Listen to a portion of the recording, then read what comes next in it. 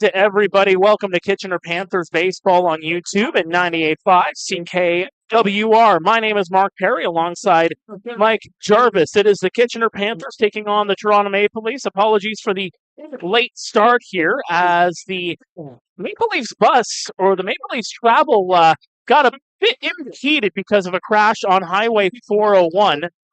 Simon Lindbergh. In the seventh round, and of course, a number of them just couldn't filter in time, so we decided let's push the game an extra 15 minutes. We're all good to go now. We got lineups in, and we are ready for some baseball. We're going to go over the starting lineups and everything else about this contest when we come back. Stay with us. This is Kitchener Panthers baseball on YouTube and 98.5 CKWR. We got baseball coming up next on a Thursday night. At Heathwood Homes, tradition means a lot. The reputation for quality, service, and customer care are all part of Heathwood's tradition. And that has made them the most successful new home builder. Thousands of people are now proud to be living in a Heathwood home in one of their many outstanding communities. And you can too. Visit heathwood.com to learn more about their fabulous communities. With Heathwood, you'll be home at last. I guess you could say my story is a little unusual.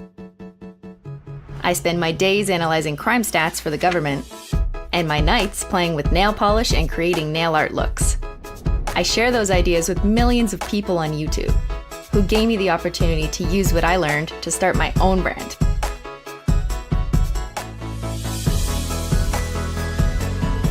My audience is my community, and I'm so lucky to have them.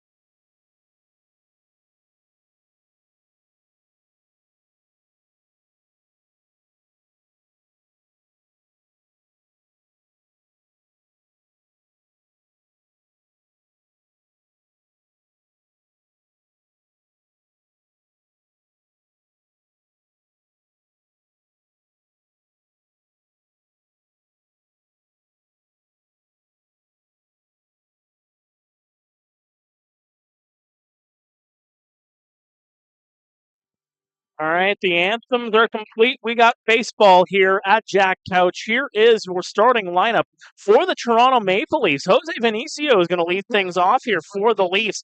Ryan DeSantos, Jordan Castaldo, and Jonathan Salazzo out in the cleanup spot. Of course, shortstop, left field, DH, and third base, respectively. Marcus Connect is out in right field. Cole Murchison is over at first. Dan Mara is at second. Charlie Towers is in center field, and doing the catching tonight, Dionysius Chialtis. And that batting order tonight is going to be taking on Yadian Martinez for the Kitchener Panthers. Made his last start last Thursday against the Barrie Baycats. It was a 7-3 loss on the road. He went 7 full innings in that one, gave up 6 strikeouts, and he's kind of a live by the sword, die by the sword kind of pitcher, Mike, where he's going to strike you out. He's going to rack up the Ks, but he's been having a little bit of trouble keeping the ball in the ballpark and preventing hits from the opponents. Yeah, absolutely, Mark. The home run ball has hampered Martinez a little bit here this year. Part of that is here playing in Jack Couch Park, where Martinez has made a lot of his starts. He's pitched to a 5.12 ERA so far this year in 52 2/3 innings. He's got 55 hits. So, as you were saying, over a hit an inning.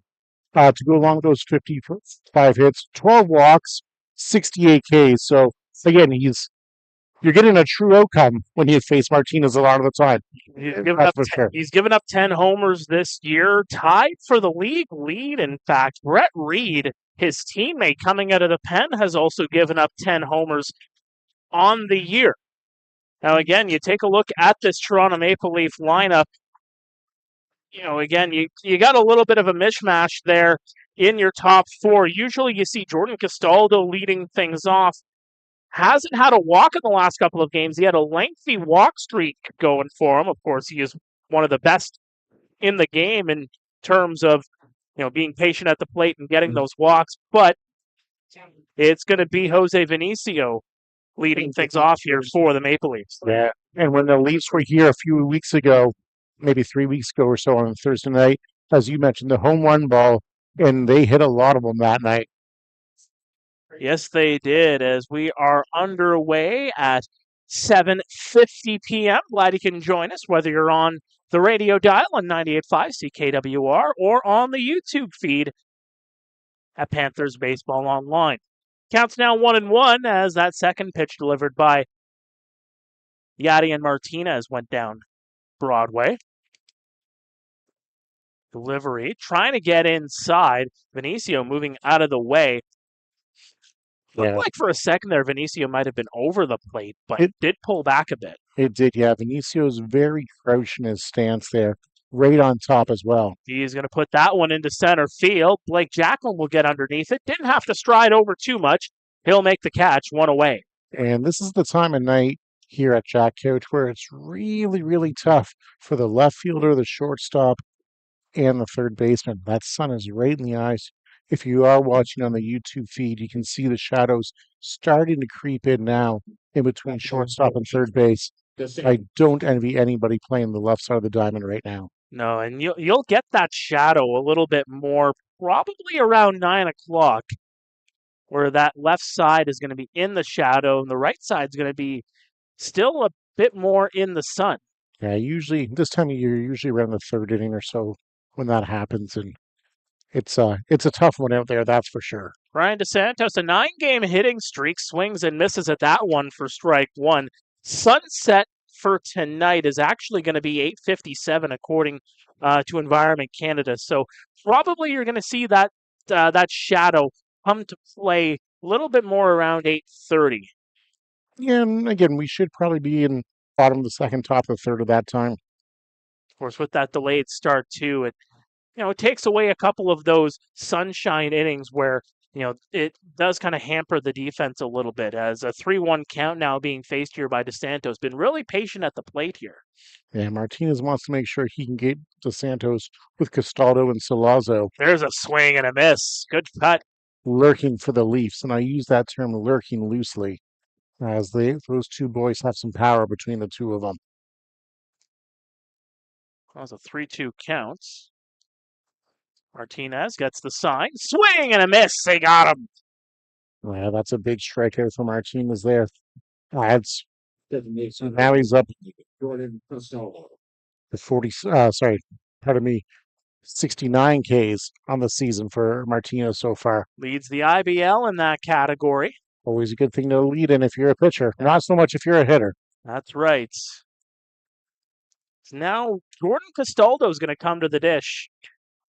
Yeah, hitting .343 on the year so far, 102 at-bats, 35 hits, 6 home runs, 21 batted in. Castaldo's been around the league for a long time and has hit many of home runs in this park as a visitor. And the Panthers know that. I would think that Martinez is going to pitch him with a steady diet inside here. Big part of breaking Panthers' hearts in the tail end of the 2010s, of course, part of that juggernaut Barrie Baycat squad that won 6 straight IBL championships. Yeah, I mean, the Panthers had a lot of really, really good squads back then, but unfortunately for Panthers fans, the Baycats were just a little bit better. That one clips the outside edge for a strike. Castaldo didn't like that call too much, had a few words to say to the home plate umpire. Of course, your home plate umpire tonight is David Phillips. We'll get through the rest of the umpires in just a moment here. It's a 2-1 count here being faced by Castaldo. The delivery, and that one's inside. He moves out of the way. It's 3-1. So your umpires for tonight is David Phillips in behind home plate. Alex Taccone is over at first. He's the crew chief, and Dean Oberle is working over at third. Dean gets a lot of Panthers games here, being local. He does, and that one hits the outside edge for strike number 2, and Castaldo again arguing. Looks like they're being a little liberal on that outside part of the plate tonight so far in the top of the first. More so than the inside. But I mean, if you're Castro for the Leafs, you got to be looking at that and knowing you can go out there as well. Castaldo chops at it. Play there by Ross over to first and in time. Good play by the youngster, Spencer Ross. That's a 1-2-3 inning. We're heading to the bottom of the first here at Jack Couch. No score between the Panthers and the Maple Leafs. Leonard Thompson, 13 years old, diabetes mellitus, 65 pounds. Starve the child to let them live? The treatment's as cruel as the disease. It's a death sentence. Dr. Banting, this could be it. He's the first to receive this trial. But will it save him? It's not pure enough. So we try again. And again. And again.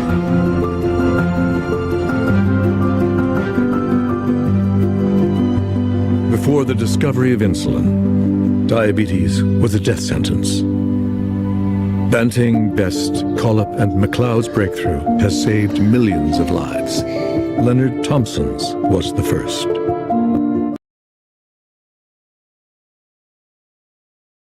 Welcome back to Kitchener Panthers Baseball on YouTube.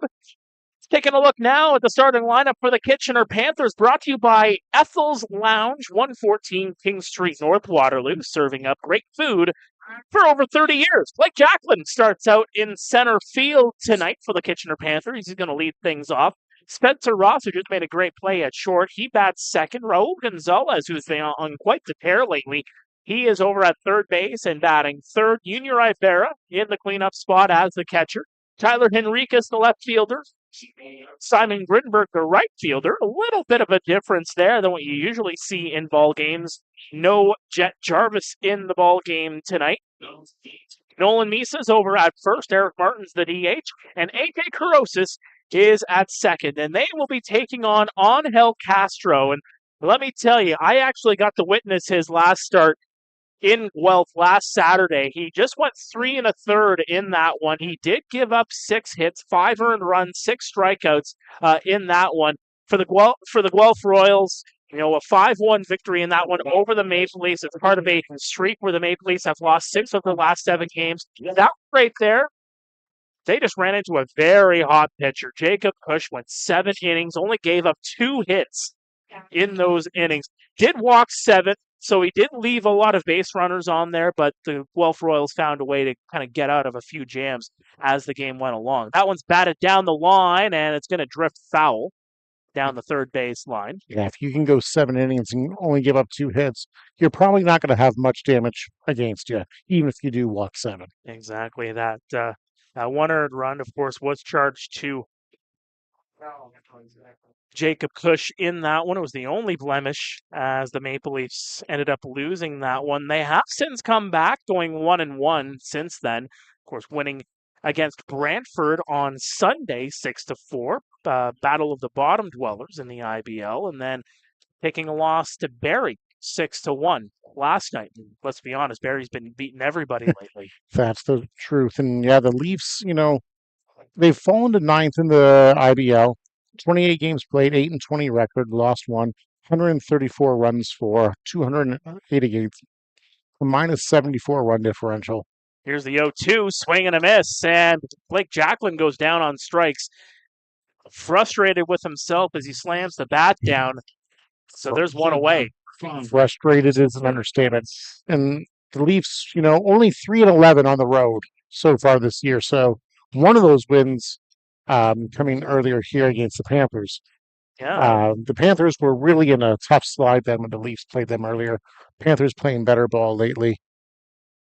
Yes, they are. They've won 6 of their last 8 games, but you compartmentalize it a little bit more. Spencer Ross takes a first pitch strike down low right near the knees.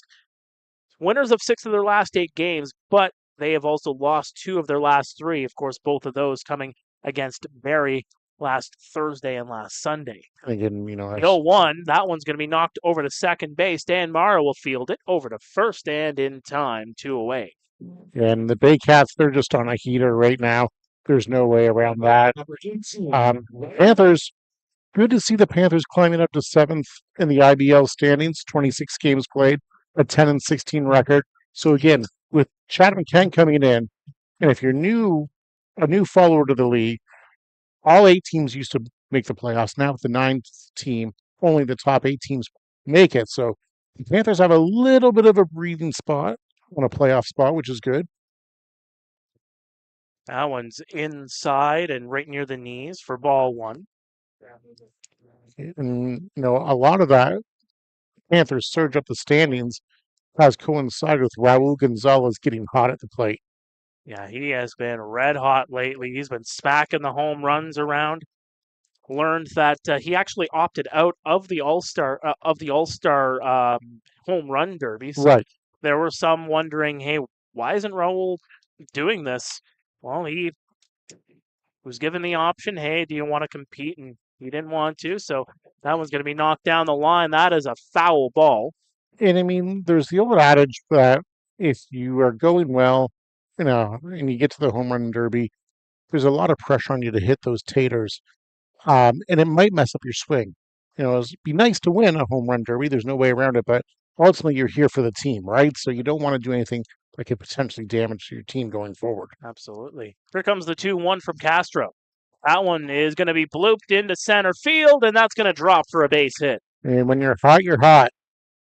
At the start of the year, that would have been off the handle and would have been caught by the shortstop in shallow center field. That, again, Gonzalez going well lately, so everything evens out over the year when you're a baseball player. It really does. He had a torrid pace going for himself at the beginning of last year. Was of course the May Player of the Month in the IBL last season. Don't want to say he tailed off, but things started to cool off a little bit by his standards compared to what he was doing in the first month of the season. But still hit 378 on the year in 2023. Ibarra is going to knock that one over to Vinicio. He'll flip it to second, and that will do it here for the first inning. Remains no score here between the Panthers and the Maple Leafs. Stay with us. This is Kitchener Panthers Baseball on YouTube and 98.5 CKWR. And he can lift anything at all. He's that strong. Joe Schuster, will you stop it or you'll miss your train? Now help me find number 5.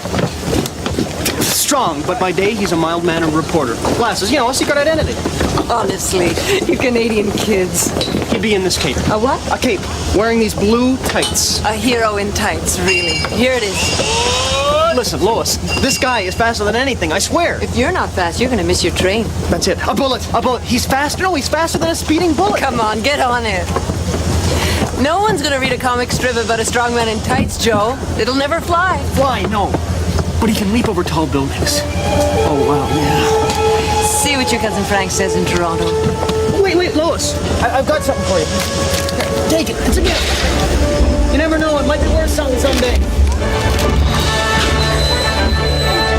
Is he great or what? Bye-bye, Lois. Welcome back to Kitchener Panthers Baseball on YouTube and 98.5 CKWR. Getting set for the second inning of play as we take a look at the IBL standings coming into tonight. Of course, Welland up top at 20-6, but losers of 2 straight games, Mike. Barrie, meantime, they've been on a surge lately. Winners of 4 straight games. There was a gap about a week and a half ago, where Barrie and Welland were separated by 5 games. That gap is now just 2.5. You look at London, 16-9, 3.5 back. Guelph, 13-10, 5.5 back. Chatham-Kent at 12-15. Hamilton, 11-14. Of course, Chatham-Kent and Hamilton both 8.5 games back. And then you have Kitchener, Brantford, and Toronto kind of in that bottom dweller spot, if you will. Although there is a little bit more separation based on Kitchener's recent surge, if you will, able to get out of the basement. Now, 3 games separate them from the Maple Leafs, who are in the basement of the IBL. Right. So, 3 games separate, but a thing that you have to look at as well is the Panthers also have 2 games in hand on the Leafs as well. Now, those games in hand don't mean anything if you don't win them. But it's nice that if you're a Panthers fan or part of the organization, that you're up on the Leafs and you have the games in hand. So even if you happen to lose them, again, you don't want to by any means, there is that little bit of a cushion at least. John Salazzo is in the batter's box here. facing a 3-0 count. The delivery from Martinez, that one paints the outside for a strike. Yeah, that's not the worst thing if you just put Salazzo on first base by any means. He can generate some power, that's for sure. He's played pepper with that light post out in right field many a times here. He will indeed be issued the walk. Again, 16 pitches needed for Yadier Martinez to get out of the first inning. Does have a strikeout to his record so far. Yeah, Martinez had a relatively easy top of the first. Really nice play by Spencer Ross at shortstop to end on the top of the first inning. A slide and dive to his left, and then a nice strong throw to Nolan Misa at first to nail Castaldo, who was hustling down the line. So this will bring up Marcus Connect. As he connects with that one, it gets by Ross. A Jack Couch Park bounce in the infield. If that's pretty much what you'd have to call it, just based on how that happened. Goes into the outfield, and Marcus Connect gets on base. Yeah, unfortunate there. Martinez got his ground ball that he wanted, but Ross not able to get that one. Looked like it hit the lip of the grass right before the infield dirt and just kind of hopped up over Ross there as he went down into his dive. That puts 2 on with no out for Leafs first baseman Cole Murchison. And Murchison working pretty well as a Toronto Maple Leaf. The left-handed batter will take one on the outside corner for a strike. And not many at-bats from Murchison so far this year, but a .333 average. Couple of looks over at Salazzo. The delivery. That one just missed as it looked like there Martinez was trying to maybe look for that similar position, that similar location on the outside edge, but just missed it that time. Yeah, he's trying to hit that breaking ball low and outside, get Murchison to roll over potentially into a 4-6-3 double play here. The 1-1 is going to be right to Ross. Flip to second and in time. Well, you got your double play, but it wasn't the 4-6-3 double play. That is a 6-4 double play. That's right. I feel bad for Salazzo. Salazzo did his thing, the thing that you're supposed to do. He didn't move. He froze. He was just too far off. He wasn't even too far off. There was just nothing he could do. That ball was stung at Ross there. You have to be lucky to be good and good to be lucky. And in that situation right there, the Panthers were hecka lucky there. Yes. There's no way around it. Throw to second. He's tapped, and he's out. Good throw from Junior Ibarra. He gets the runner Connect, trying to steal second, and we are through the inning. It remains no score between the Panthers and the Maple Leafs. Stay with us. When you're looking for a baseball or softball cleat, the first thing you need to know is what sport do you play, softball or baseball? For softball, there are 3 kinds of cleats that are good for you. The turf cleat, the rubber cleat, or the TPU cleat, which is known as hard plastic. The turf cleat is made for hard surfaces, synthetic, and gives you the feel of a running shoe. The rubber cleat is a softer spike and is made for beginners to mid-level players. The TPU cleat is a harder spike, gives you better performance and more stability while running the bases. When we look at baseball cleats, the 3 same apply: the turf cleat, the rubber cleat, and the TPU cleat. For turf cleat, it is also available for coaches. Then we add the metal cleat. The metal cleat is used for bantam players and up, and elite players as well. Please verify with your local association and rulebook that the metal cleat is good for you. If you need more tips on baseball cleats or softball cleats, please come and see us at Source for Sports, because at Source for Sports, we know our stuff. Welcome back to Kitchener Panthers Baseball on YouTube at 98.5 CKWR. Well, you don't see that too often. First 2 base runners get on base for the Toronto Maple Leafs, yet the Panthers still face the minimum, Mike. Yeah, isn't that the truth there? If I was a betting man, I would not have bet that. That's for sure. Cole Murchison hit lining into the 6-4 DP, and then Connect trying to steal, and the very next pitch was gunned down by a heck of a throw by Junior Ibarra there. So really helping their pitcher Martinez out there saving some pitches on the pitch count and able to get him out unscathed there. So bottom of the second, here we go for Tyler Henriquez taking on Angel Castro. Yeah, Henriquez getting time in the outfield today. Usually you see him manning shortstop. I mean, usually you see Grinberg Yes. in similar spots in the infield. I mean, this guy can play everywhere, but definitely Henriquez, a guy that you don't really see out in the outfield all the time. No, and it's good to have those guys that can be the jack of all trades, that he can play short, can play third, can play left. Swing and a miss for strike one. Especially this time of year, injuries starting to pile up. As we've said many times before, this is a working man's league.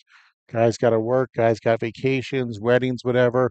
The junior limbs this weekend, so if you had to have a junior call up, likely they're unavailable. So it's good to have versatility. Henriquez is going to foul that one off the leg. Looks no worse for wear on that one. So that is a strike. Henriquez hitting 200 on the season, 6 for 30 so far. He's gotten himself into 8 games. He's getting himself a few more at-bats tonight. And remember, he got a late start to the season as well. Didn't come back until about June, mid-June-ish. Yeah, about that. Another one's going to be fouled off. Or spending time out at university. Competes with Jacksonville University. Must be nice to be in Florida for your college. Yeah, although I wouldn't want to be there this time of year. No. But I would take Florida in November through March. Yeah, that seems like a good time. The 1-2. Right down Broadway for strike three, and Henriquez goes down. Nice movement there on that pitch from Angel Castro to get Henriquez looking. Brings up Grinberg to the plate. And, Grinberg batting .225 on the year, 9 hits, 40 at-bats. Another guy who can, play kind of a few positions. He's actually listed as a catcher, but you very rarely see him catching. Well, keep in mind, this was a guy that he did appear in the Panthers lineup, right in the midst of the pandemic. First delivery is going to be at the knees, under the knees, I should say, for ball one. Did see a lot of time as a pitcher, kind of working in a platoon role. Comes back in 2023. Of course, this is his third IBL season. Came back last year, only performed in 3 games, and that one sent up high. Hangs up high, all the way back it goes, and over the fence it goes. Simon Grinberg. The fans out in right field are celebrating as Grinberg puts the Panthers on the board. Yeah, nice hit there by Grinberg, getting himself that launch angle and flying that ball over the right field fence for his second home run, 6th RBI of the year to give the Panthers an early 1-0 lead. There's fans in the ballpark, a lot of fans here on a Thursday night soaking in the beautiful sunshine, but there are also fans that are just standing at the gate out there in right field, just hanging out, kind of creating their own space, and that ball was hit right to them. Not a bad spot to be. And it's a good crowd here for a Thursday night. Beautiful night for baseball tonight. You can say that again, partner. It's sunshine and 19 degrees right now. Not too much of a breeze, although you can see the flag waving a little bit more outward towards right center field. Now, there's nowhere I'd rather be on a night like this than at a ballpark. It is a beautiful, beautiful night. Much better than Tuesday night, which, of course, we got rained out for. Yeah, it was a late rain cancellation, about 5 o'clock. The official word was given. So tune in. We'll have an updated schedule with that rain delay makeup game as soon as we get it. Of course, that was the Panthers and the Red Sox that were supposed to play on Tuesday night. That rain earlier this week wreaked havoc on the IBL schedule makers. That one's going to be set foul. I read a report. I don't have the stats from Kitchener, but go ahead with your report. I was just going to say, I read a report yesterday that we got a month's worth of rain on Monday and Tuesday here in Kitchener. Yeah, it's about true. So On Tuesday, I can say that Kitchener got a little bit over 60 millimeters of rain. The streets were flooded. There were Yes. some streets that you can basically put a boat on. Yes. The 1-2, that one's going to be knocked over by Misa and over the head of Salazzo. Down the left field line, Salazzo was thinking about second for a moment, but a good job by Ryan DeSantos to get that one right back into the infield. Yeah, really, really good job by Dos Santos there. Off the bat, I thought, oh, that's a double for Misa easily. But credit to Dos Santos for getting over there early, making a strong throw back into the infield. Misa took the aggressive turn like he was going to second, but then wisely had his head up and saw that he would have been, DOA at second. So made the wise decision to pump the brakes at first base there.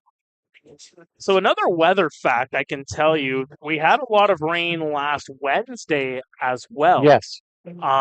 So obviously my day job, I covered Guelph as a news reporter, so I was doing a lot of the weather beat in the last week or so. Tuesday night, 56 millimeters of rain. Jeez. Last Wednesday, 59 millimeters of rain. It's a lot of rain. There's about half a month left. The record for July rainfall up in Guelph is about 225 millimeters. That was set back in 1927. Whew. Still got a long ways to go to get there, but I'm hoping it's we don't. realistic. You have one day like you did on Tuesday, you're probably getting close. That one's thrown over to first, not in time. Yeah, Eric Martin is at the dish. I was lucky. I live on a pretty quiet street, and I thought to myself, oh, well, I better go down and check the basement. And luckily, there was no flooding in the house. I really lucked out on that. But I saw pictures from the street over from me. And you said you could have rowed a canoe down there. The delivery, Martin pumps that one into left center, all the way back, and it is gone. Eric Martin puts one over the fence. Second home run of the inning for the Kitchener Panthers, who have now taken a 3-0 lead. Yeah, this is what you wanted to see if you're the Panthers, especially after getting out of that 2-on, nobody out jam in the top of the first without giving up a run. Responding here with 3 in the bottom of the second to back your ace. That's a good omen for the Panthers early. For Eric Martin, that is home run number 2 on the campaign in just his 6th ball game of the season. Yeah, second home run, 6 RBI. It's going to be fouled away by Corrosis. Panthers getting some good swings here in the bottom of the second off of Castro. Castro running into a bit of trouble the last 3 batters. Yeah, the 2 home runs and the single, which, again, could have been a double if it wasn't for a good defensive play by Dos Santos to get the ball in quickly. And if you're the Kitchener Panthers, though, you look at that last home run from Martin. Nolan Misa's on base. This is something that they've been struggling with. You look at the last 6 home games coming into tonight. They've given up 17 home runs. They've cranked 13 of their own.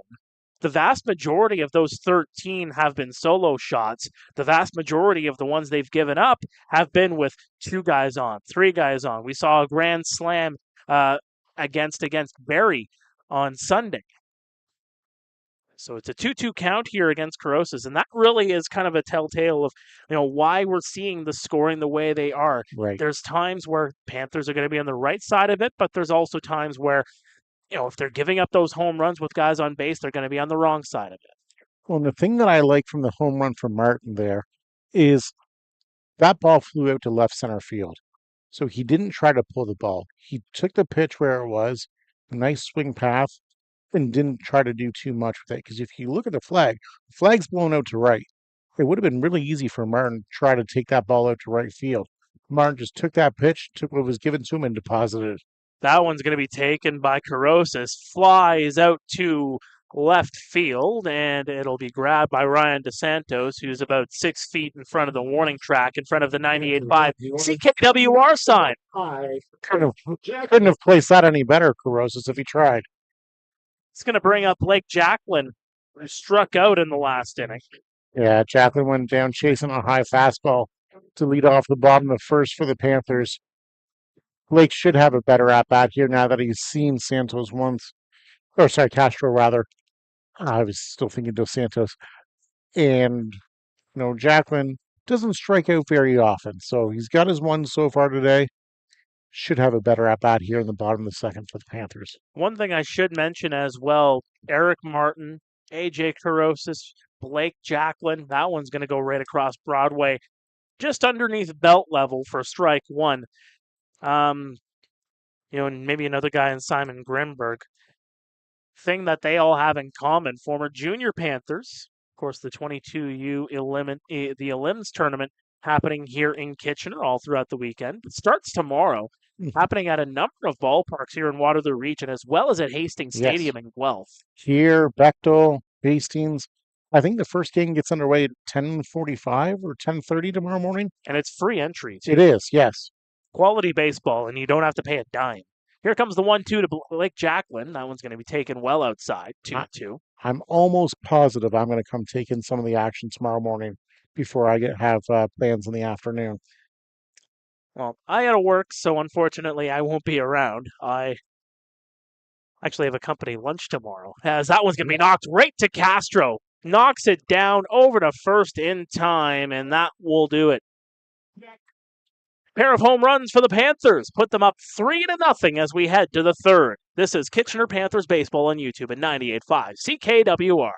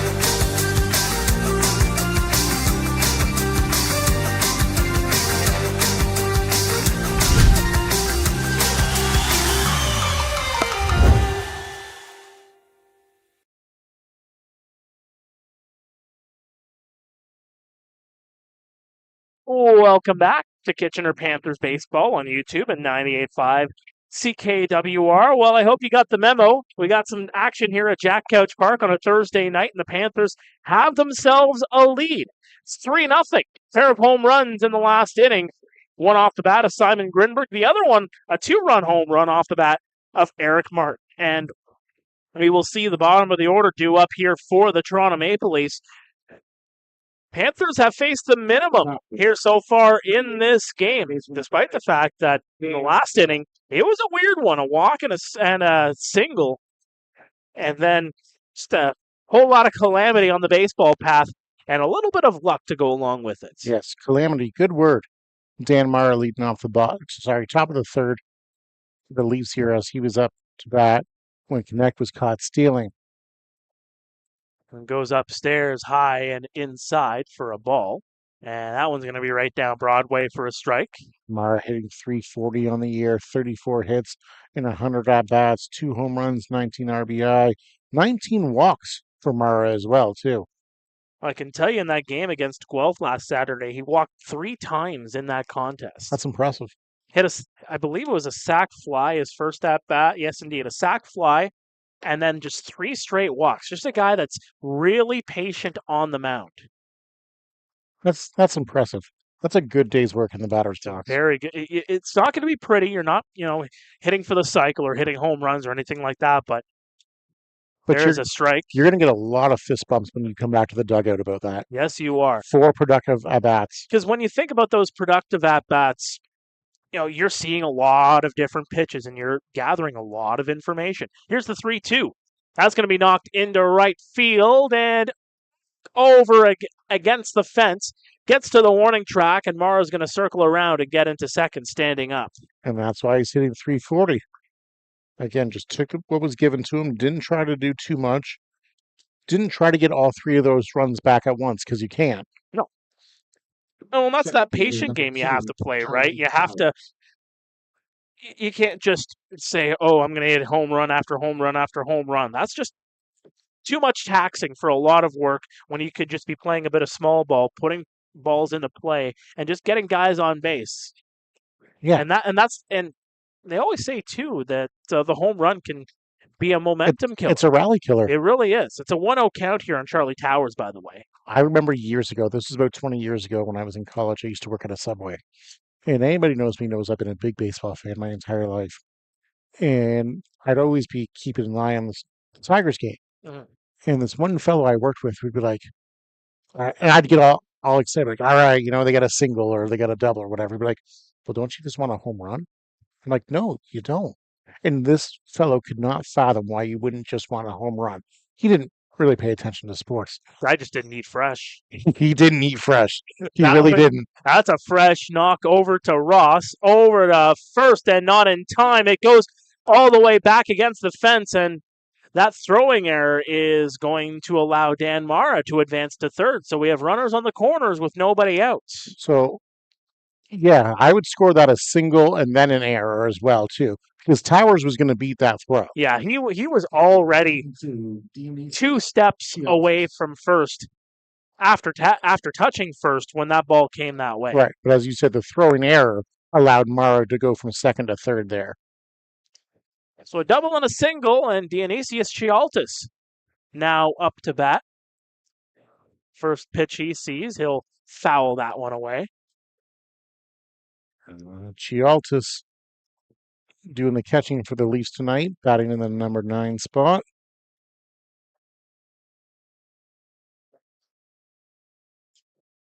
A little bit of a delay here as Chialtis gets reset, taking on Martinez here. Chialtis, not trying to do too much. That's going to get a little bit of run-in for sure. That's going to go all the way back. All the way back it goes against the fence. Good catch made by Blake Jacklin, but one run comes in to score, and the Maple Leafs are on the board.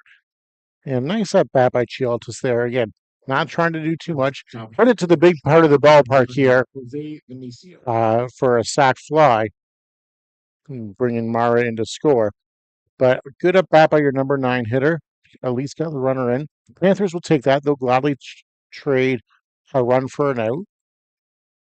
Towers didn't advance as well. Nice play by Jacklin to get that ball in quickly and keep Towers at first. That one goes upstairs. And that even just goes back to our conversation from a moment ago, Mike, about chipping away, not having to, worry about, hey, let's just get that momentum killer and just hit everything over the fence. Little plays like that can do big things for you. Oh, exactly, because now if you look at it, Misa has to hold Towers on first base. Now look at that hole that's in between the first and the second baseman for Vinicio to try to put a ball through. If Chialtis hits that ball out, Misa can play more off the line now as well, too. So just little things like that, right? We're here to educate and entertain, folks. That's what we do. It's a 2-0 count here on Jose Vinicio. Some would debate if we educate, but I think we do. I think we do. Takes one well outside, a 3-0 count. Vinicio had more of a reputation, coming into the year too, as he known more for his defense than actually his offense. Yes, hitting just 184 on the season, but starting to pick up a little bit more hits, particularly in the last 10 games. He's got hits in 2 straight as he takes one on the outside edge for a strike. Yeah, Vinicio, he was never swinging on that 3-0 pitch. It could have been on a tee and he wouldn't have swung on it. And that's okay. No, all he's doing there is seeing another pitch. Letting Dos Santos see another offering from Martinez there. The 3-1, swing and a miss. Vinicio was trying to get those 2 runs. He wanted to tie the game there. He did, and you can see when you swing that hard, your head gets moving. When your head gets moving, you can't keep your eye on the ball, which is one of the fundamentals of baseball. Keep your eye on the ball. It's one of the hardest things to do is hit that baseball. It's a full count here with one away. The delivery. Chopper. It's going to be fouled off. Looked like it hit Ibarra. Umpire will throw the ball back himself to give Ibarra a breather there. Those umps and the catchers, they got to work together. They got to be friends. Yes, indeed. And I wouldn't have a better friend than Junior Ibarra behind the plate. Just a positive guy to have around the clubhouse. Very positive and very good defensively as well. If you're an ump, you're probably going to be taken care of. Yes. I was watching the Tigers game last week. I don't remember what night, and the home plate umpire was knocked down the line. Foul as Misa knocked it down. took a foul ball off his wrist and had to come out of the game. And they went with a three-man umpiring crew like you see here in the IBL. So the first base umpire moved from first base to home, and second moved over to first base, and you had first and third. It was interesting. I've never seen that happen in an MLB game before. Well, that's when you need an extra umpire just on the side. Yeah, and I thought that they used to have it. I think it's maybe the playoff games that they keep an extra umpire. Remains a full count here. Runner's going to go into second, and in time, he got him. So Vinicio struck out looking there, and Towers was thrown out, caught stealing 2-4 on your scorecards at home. So we will go to break. That will do it for the inning. It's 3-1 for the Kitchener Panthers as we head to the bottom of the third.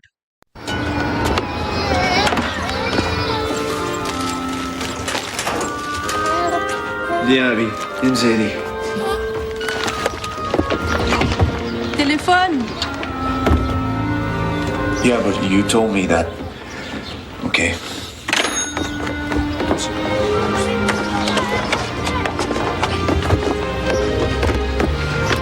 I wanted the day off. I knew they wouldn't leave me alone. But I couldn't let the guys down.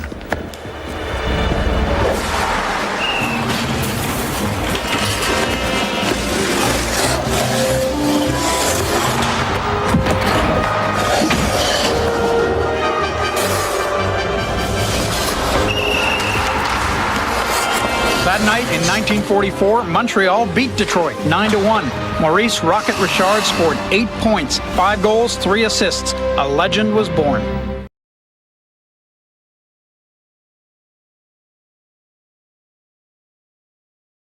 Welcome back to Kitchener Panthers baseball on YouTube at 98.5 CKWR. Well, the sheriff is on duty here at Jack Couch Park. The arm of Junior Pare has been benefiting the Panthers quite a bit so far in this one. A couple of stolen base attempts by the Maple Leafs thwarted by the Cuban catcher Pare. That's how the last inning ended. Charlie Towers caught stealing. Earlier on in the ball game, Marcus Connect was caught stealing. And now we come to the bottom of the third inning, and the Panthers with a 3-1 lead with the heart of the order due up. Yeah, Ross Gonzalez and the sheriff due up third in the inning. You know, the old adage is you make a nice play in the field and you come up the next inning to bat. Good things usually happen. So we'll see what happens here in the third. Spencer Ross, 0 for 1 so far, but what a heater he has been on. Consideration for IBL Batter of the Week this past week. Currently on a 4-game hitting streak. So Yeah. he takes one for ball one. He's really, really had himself a nice week on the season, hitting .386, 22 hits, 57 at bats, 11 runs. No dingers yet, but 10 knocked in, 9 walks. That one goes in for another ball. And again, you look at that, 22 hits. Again, you mentioned no home runs, just the one double. So another guy that is just putting bat to baseball and getting it into the right areas to get on base. Yeah, absolutely. It doesn't have to, be a towering 400-foot moonshot to be productive. Ross fouls off a 2-1 pitch there. 34 pitches needed by Angel Castro to get through 2. Keep an eye on that pitch count as it moves his way up a little bit more. As you said last week, he only went 3 1/3. That one's cued off the inside of the handle. Ross trying to leg this one out, and he gets in safely. That's an infield single there. So extend that hit streak to 5 games for Spencer Ross, and the leadoff man is aboard. I think there was a little bit of miscommunication by the Leafs there. It looked like Murchison probably should have, instead of going for the ball, retreated back to the bag and either had Castro or Mara come in to make that play. It's a long, long run for Castro to make that play. It was close, but Ross runs too well. Yes, he does. It's a lot of speed to have there at the top of the order, that's for sure. Raul Gonzalez 1 for 1. Now in the batter's box. Watches that one go for a strike. Not exactly in his wheelhouse there, as Castro was pitching a little bit more in to take it away from the power. Ray Gonzalez had that bloop single into center field in the bottom of the first inning, was stranded out there on the fielder's choice to end the inning. So let's see what Gonzalez can do here. Flags not moving overly, not moving a lot out there. It's fluttering a lot less than it was earlier on. And I can tell you right now that we are on milestone watch. Raul Gonzalez, with another hit, will hit 100 career IBL hits. That's not bad for a season and a half worth of work. That is not bad whatsoever. Again, Gonzalez being one of the imports here for the Panthers. Really, really good to see him get going these last 2-3 weeks. Well, that one's going to be put up, and there is career hit number 100 for Raul Gonzalez in the IBL. Congratulations to the Cuban shortstop. Nobody out and runners on the corners. Yeah, great piece of hitting by Gonzalez there to inside out that swing, allowing Ross to get first to third rather easily, especially with his speed. And the ball wasn't hit, particularly hard by any means. It's not like it was a rocket off of Gonzalez's back. So that's just a good productive at-bat for Gonzalez. Now, just like Chiolotis, the catcher for the Leafs, got that run in the top of the third with the runner on third, nobody out. Barre here will be trying to do the same thing. Let's see what the Sheriff can do. Sheriff reached on a fielder's choices last time up, but of course that ended the inning. Right. I always think that's funny. Reach on a fielder's choice, but it ends the inning. Yeah, you're just there. You're not really stranded. Exactly. You're just chilling. Yeah. It's a 0-1 count here on Ibarra. He'll send that one up high, but it's going to go out of play. Is that going to hit the roof? No. No, we just have the one roof hit on the season here at the media booth. We had a lot last year. Yes, we did. This year, not too much, as Mark said, but just the one. I wasn't here that game. 0-2 count here. Of course, last time these two teams played, it was in Toronto on July 3rd. Kitchener won 10-2. The 0-2 upstairs. Of course, Toronto's won 2 of 3 against the Panthers this season. It was an 8-7 victory for the Maple Leafs on May 22nd. That was that wild late inning surge by the Maple Leafs when the Panthers had a 7-1 lead. Toronto ended up winning 10-8 on June 13th here in this ballpark in their last visit. But I'll touch on that game here in a minute. Castro sets up the 1-2, and that one just misses inside. As you said, it was 10-8, but the Panthers were down 7-1 in that game. And we talked at the end of the game, even though the Panthers lost, there was no quit, no fight. And I credit that game for the Panthers to start getting some momentum and going on this little bit of a roll that they're on here. I think they learned a lot of valuable lessons after that game. Well, and you take a look at that slide that they were on for the longest time. There was a players' meeting. They got together. They figured it out, and that's what good teams do. The 2-2 off the glove of Castro. Castro is going to try to get over to the bag, but the bases are not loaded as Spencer Ross comes in to score to make it 4-1 as Ibarra reaches. Left fielder number 10, Tyler Henriquez. So Junior Ibarra, the Sheriff, puts one on the board for the Panthers here. Important for the Panthers to get that run back that they gave up in the top of the third.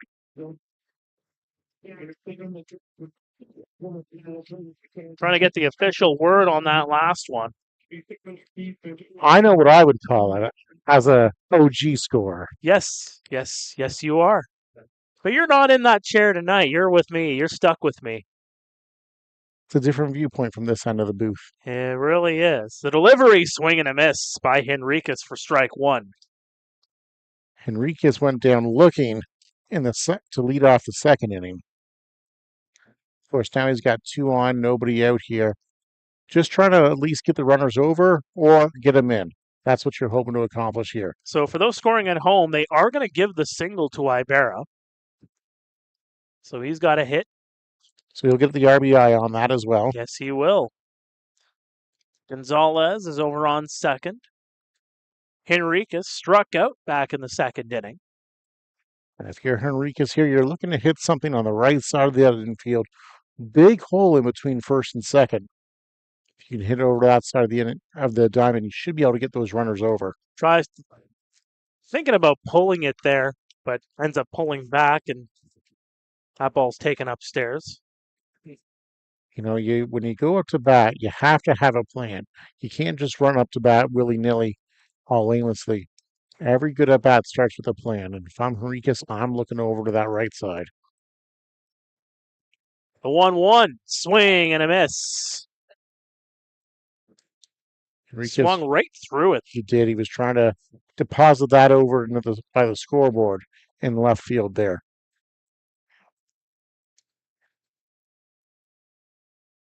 Castro will get another sign here from Chialtis. The 1-2 upstairs. So you mentioned getting the sign from Chialtis. Do you think you'll ever see teams in the IBL adopt the pitch com? I think that's just too much technology for this league, partner. I agree. And I'm okay with that. Yeah. We have enough technology here in the broadcast booth. We do, yes. But I think IBL, they've been around for a long time, and the runner's going to go, and everybody is safe. That is a stolen base for Raul Gonzalez. Read the play perfectly. Yep. So Gonzalez steals thirds. Now again, runners on the corner. And Barre over there too. Yep. They were thinking about the double steal, but to look at Chialtis when he got the ball, Gonzalez was already pretty much at third base. Ibarra was thinking about it, but he came straight back to first. Yeah, he would have been DOA at second. That's the right play by Ibarra. It's just good awareness, as that's a strikeout. Oh, Henriquez does not like that. He threw the bat away thinking that he was going to walk, but that's his second time tonight going down looking. So that'll bring up Simon Grinberg, who got the party started last inning. Yes, he did. Should we start calling him Pink? Calling him what? Pink, since he got the party started. I don't know. I think if he continues on with the home run party, maybe. I've had a long day. Yes, you have.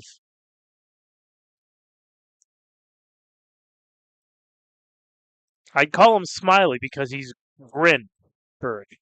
Okay. He fouls that one off the mask of Chialtis. I can get behind that. Although I will tell you, I'm not the best with nicknames.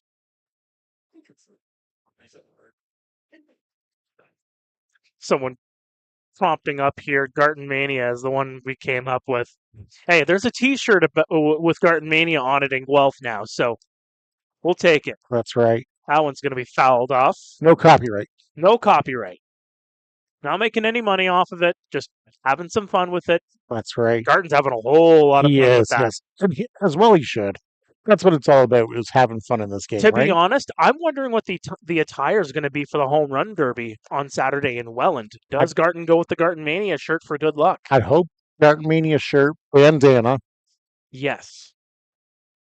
That one's inside, but according to home plate umpire David Phillips, that painted the inside edge for a strikeout. First baseman number 20, Nolan. So Grinberg goes down quietly, and Nolan Misa will come up. Misa had the single in the second inning, which, again, could have been a double if it wasn't for a really heads-up play by DeSantos out in left field for the Leafs. Let's see if Grinberg can catch one or two of these runners. Fans already starting to get on Mr. Phillips in behind home plate, as that one's going to be fouled off the fence. Well, I mean, it's 8:45. You know, the fans had to wait an extra 15 minutes. A little bit of restlessness here at Jack Couch. but they're in for a good ball game. One of 3 ball games happening in the IBL. Let's take a quick look around the out-of-town scoreboard in just a moment, right after this next pitch. The 0-1 goes inside. So Welland with a 3-2 lead on Hamilton in the bottom of the 4th. Again, Welland and Barrie battling for that top spot in the IBL. And I say that because Barrie is hosting Guelph tonight. Bottom of the 4th there at Vintage Throne Stadium in Barrie. It remains no score. That'd be a good game tonight, Guelph-Barrie. Yeah, battle between the 2nd and 4th place team. Hamilton having a little bit of struggling lately, as that one's going to be knocked over to the second baseman. Mara throws it over to first and in time, and that will end the inning. We'll be back after this. It is 4-1 Panthers as Kitchener adds another one on the board.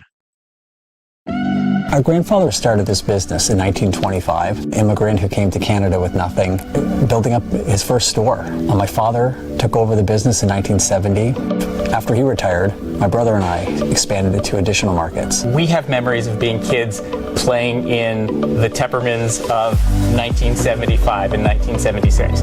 We are so much more than that today, and we are still fundamentally exactly the same thing. This is more than just retail. At Teppermans, our values are a commitment to people, our team, our customers, commitment to environmental sustainability. But the heart of our business is family. The furniture in your home really does form and define your experiences and your memories. The things we sell makes a house a home. Those are the moments that bring people together. It's about honoring the old school values of Nate Tepperman and Bill Tepperman, and really looking to inspiring the future generations of our customers.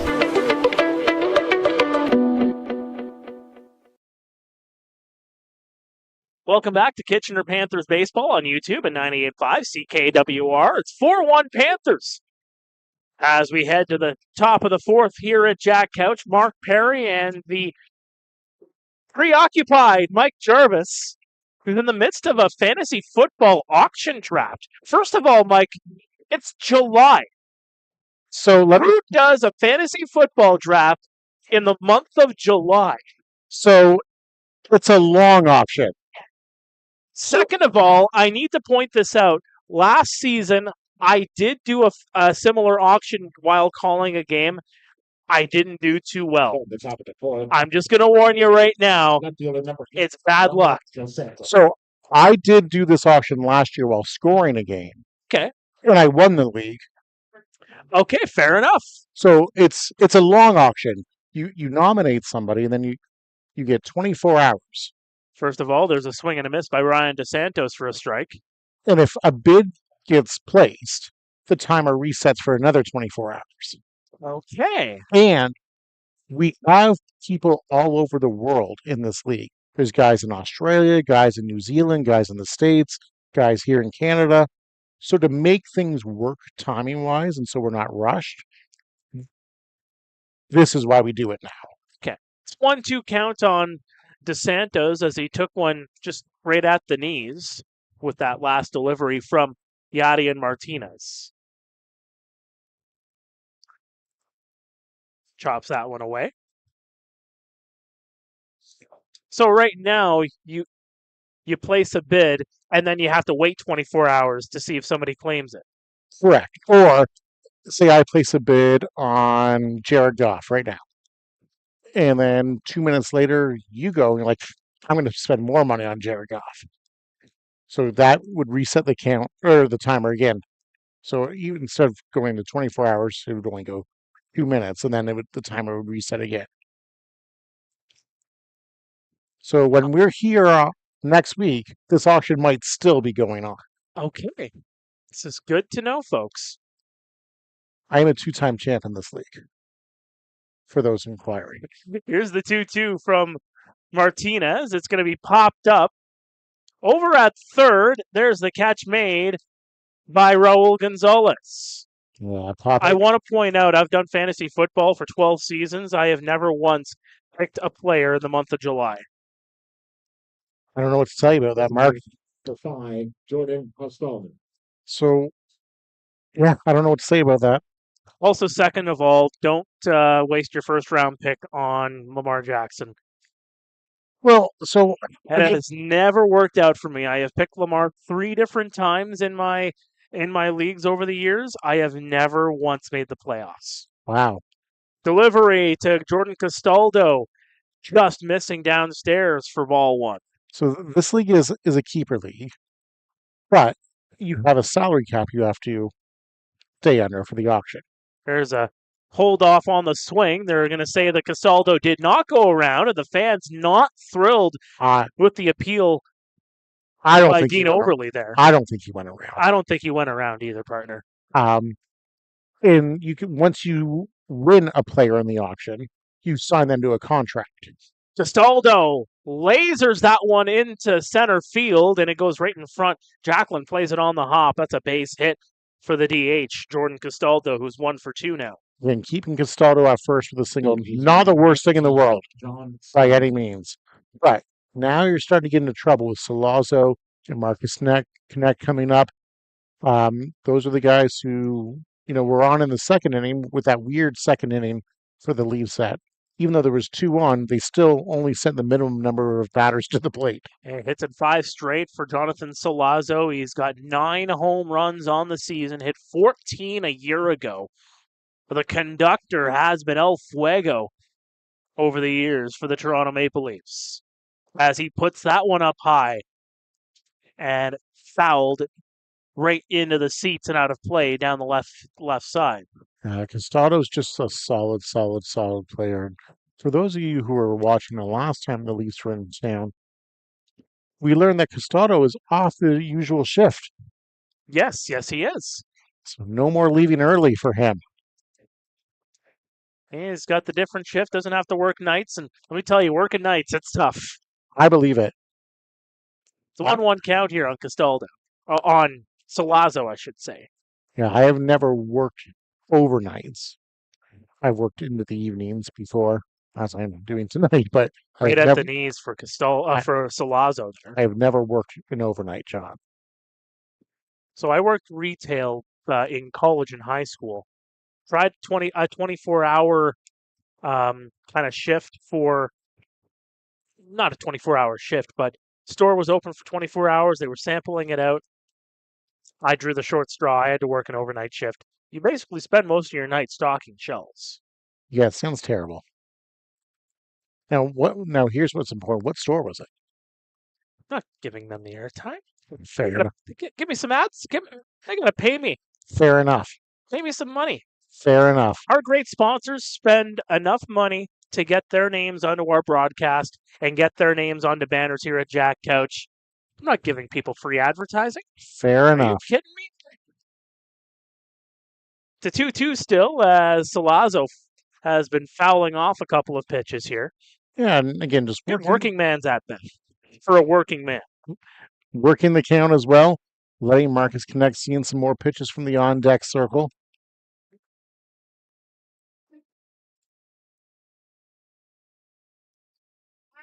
Here's the 2-2. Swing and a miss. They got him. That's a nice pitch by Martinez there to get Salazzo swinging there. Looked like a little bit of a split finger there. 29, Marcus Connect. There's definitely some downward movement on that pitch there. Third strikeout of the ball game for Yadier Martinez, and that will bring up Marcus Connect. Connect, of course, in the second inning had the single and then was caught stealing 2-4 to end the inning. The Leafs have had 2 runners nabbed on the base pass tonight, and it's such a weapon when you have a catcher that can throw those would-be base stealers. 34-year-old Marcus Connect, 5th IBL season. That one's in for a strike. Of course, a first-team All-Star in 2019 and 2021. Sat out 2023. Has represented his country. Of course, competed at the 2011 Baseball World Cup for Team Canada. Also at the Pan Ams in 2011. Yeah, he's got an impressive resume, that's for sure. Of course, a former third-round draft pick of the Toronto Blue Jays back in 2010. Spent 6 seasons in the Blue Jays minor league system. And of course, the MLB draft is happening this past weekend and finishing up yesterday. So congratulations. I felt it was going to go as long as your fantasy draft. It might have. Swing by Connect, and that one's going to be fouled off. 1-2 now. Again, we still might be doing this fantasy draft next week when we're here. We'll see. You might still be doing that fantasy draft into the NFL season. We might be. As I was saying earlier, when you win a player in the auction, you sign them to a contract. So there's a whole negotiation you have to go There through. is, and we have player holdouts as well, too. Okay. This league is in depth. And transition tags and franchise tags. I feel like that's too much for me. It's amazing. I There's the love it. 1-2. Swing and a miss, and Connect goes down. Good location there from Yadier Martinez as he forces Connect to swing through it. It was more of a pitch that located at the bottom corner of the strike zone. It's 4-1 Panthers as we head to the bottom of the fourth here at Jack Couch. Stay with us. This is Kitchener Panthers baseball on YouTube, 98.5 CKWR. Let me into my zone. Please don't let me into my zone. Let me into my zone. Let me into my zone. Let me into my zone. Please don't let me in. Yeah. Can't answer my phone now. Just leave it there, that tone. Ballin' can't beat me up cause I'm back in my zone now. Cause I'm back in my zone now.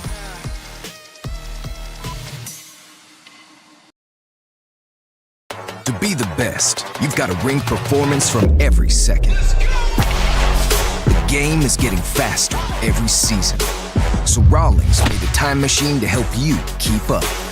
Introducing the all-new Velo ACP. It's light, it's balanced, so you can pick your pitch and drive the ball with maximum exit velocity. The game's gotten faster. Your bat has too.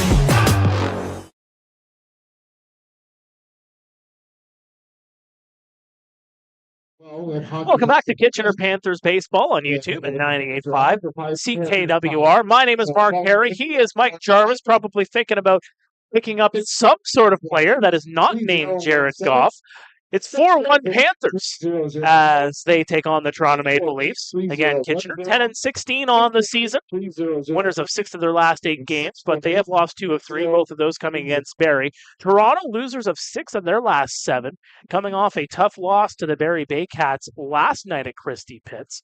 Final game of the pre-All-Star portion of the schedule for both of these teams, although both will be in action on Sunday. We'll go through the next 5 games for the Panthers in just a little bit, but again, the Panthers' last game before the All-Star Saturday in Welland. They'll be in London on Sunday.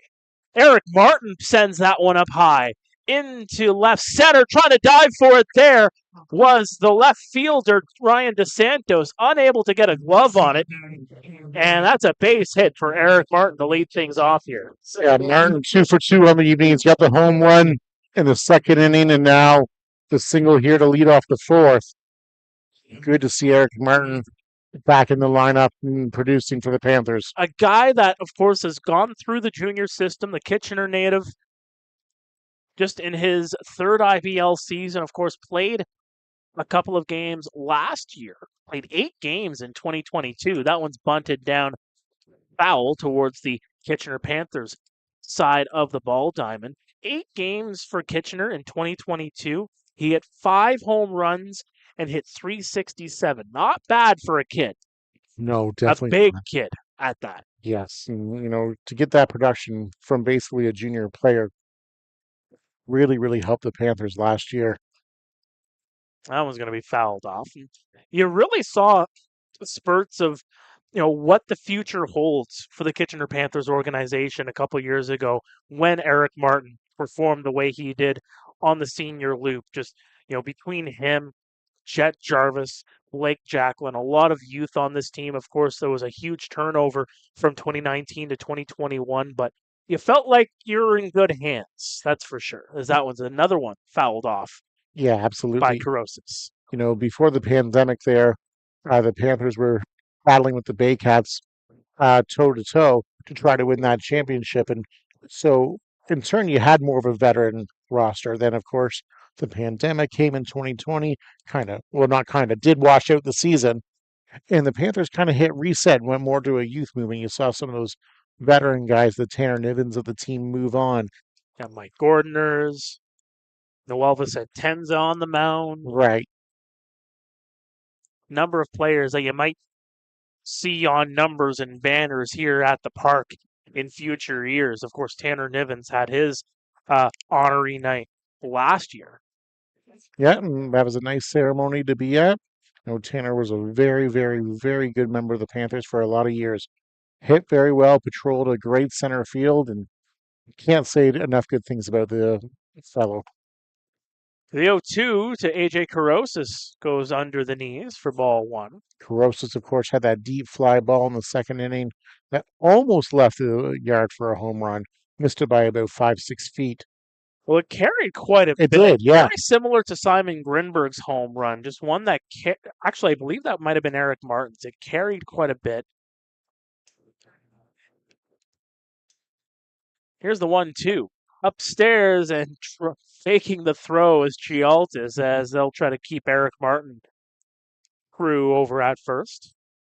Yeah, Martin had a pretty decent sized lead over there at first. I don't think he was ever going to go anywhere, but again, a good secondary lead.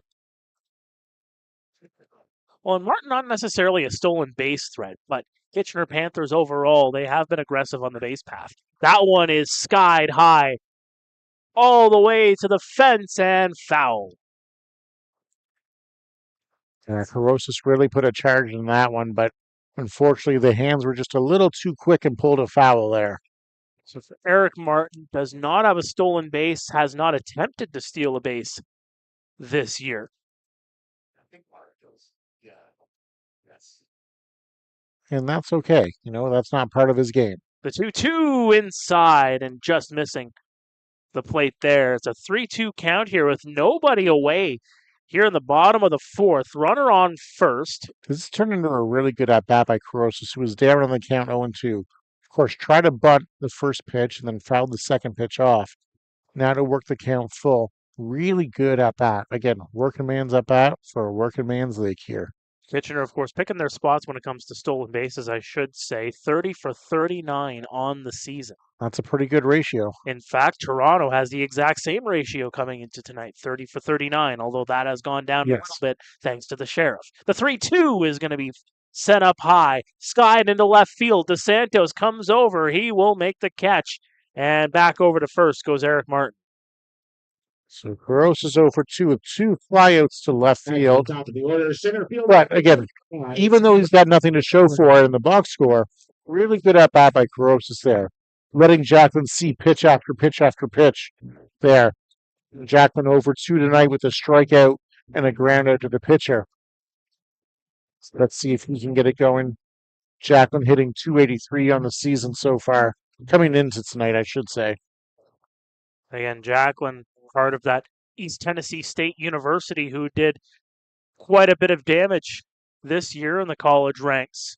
Takes one well inside, steps out of the way. Of course, with East Tennessee State going as far as they did, saw a bit of a delayed start to Jacklin's IBL season. Came back about a few weeks into the year. Now in his 4th IBL season. And nice pick there by Chialtis on that pitch low and inside.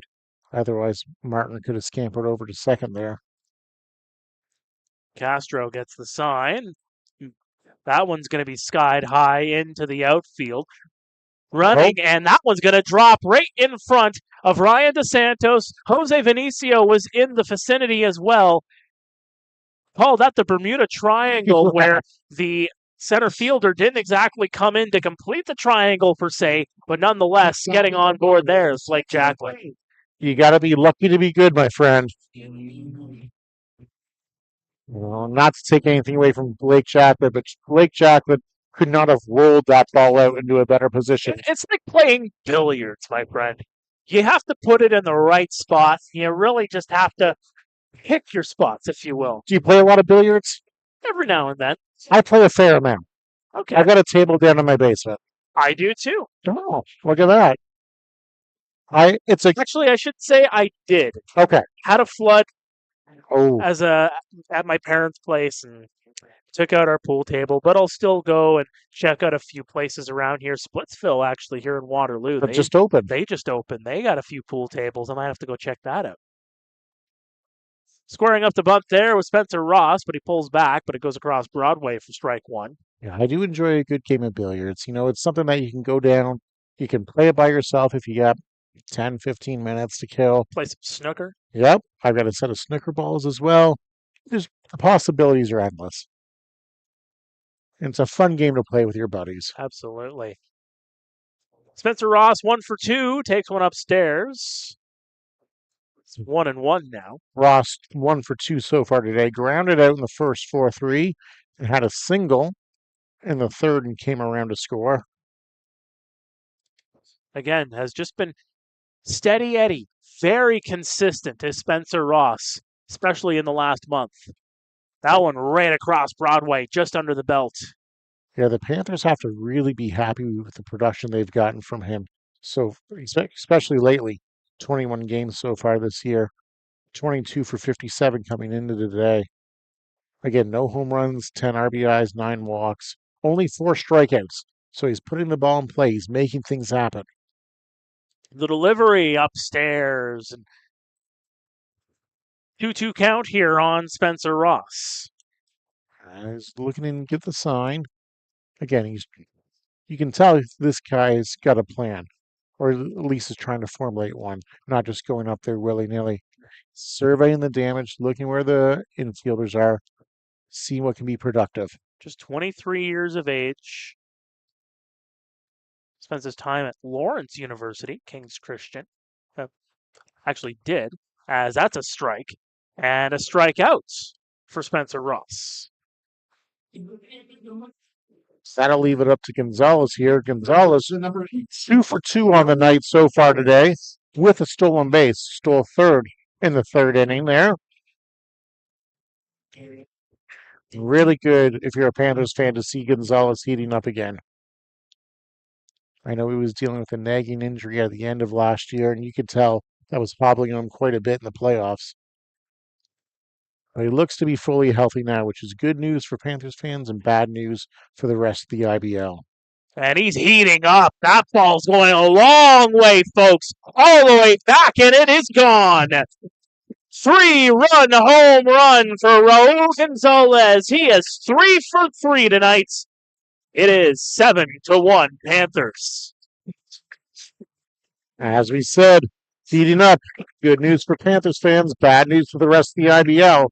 And bad news if you're that baseball, because now you're out in the weeds over by the expressway. Gonzalez, with home run number 8 on the campaign, takes the team lead once again. He and Nick Parsons have been going back and forth with the team lead when it comes to dingers, but right there, Raul Gonzalez making no mistake. Of course, Nick Parsons named IBL Batter of the Week. What was that, 2 weeks ago? It was last week. Nice to see Parsons. Not in the lineup tonight, but on a 14-game heater. Nice to see Parsons rewarded for all the good work he's been doing lately. The Sheriff's up to bat here. He takes the first pitch strike. And that looked like a fastball, maybe a little bit of a cutter on the inside of the plate there. Again, Ibarra, he's just so impressive as he cues that one out. Grabbed there by Vinicio. Over to first and in time. What a play defensively by Jose Vinicio. Takes away a hit from Junior Ibarra, and that will end the inning.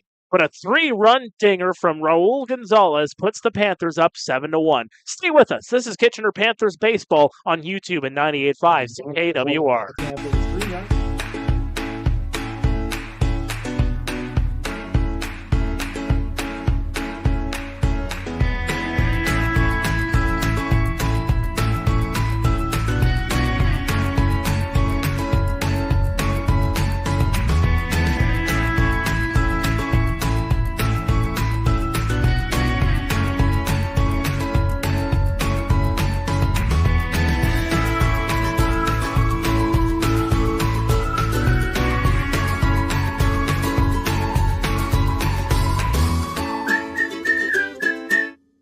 At Mucho Burrito, the average order takes less than 6 minutes. Or does it?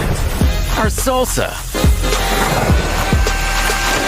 those pickled onions, and the chicken. All so you can taste the time without having to take the time. Ooh, my carnitas are ready.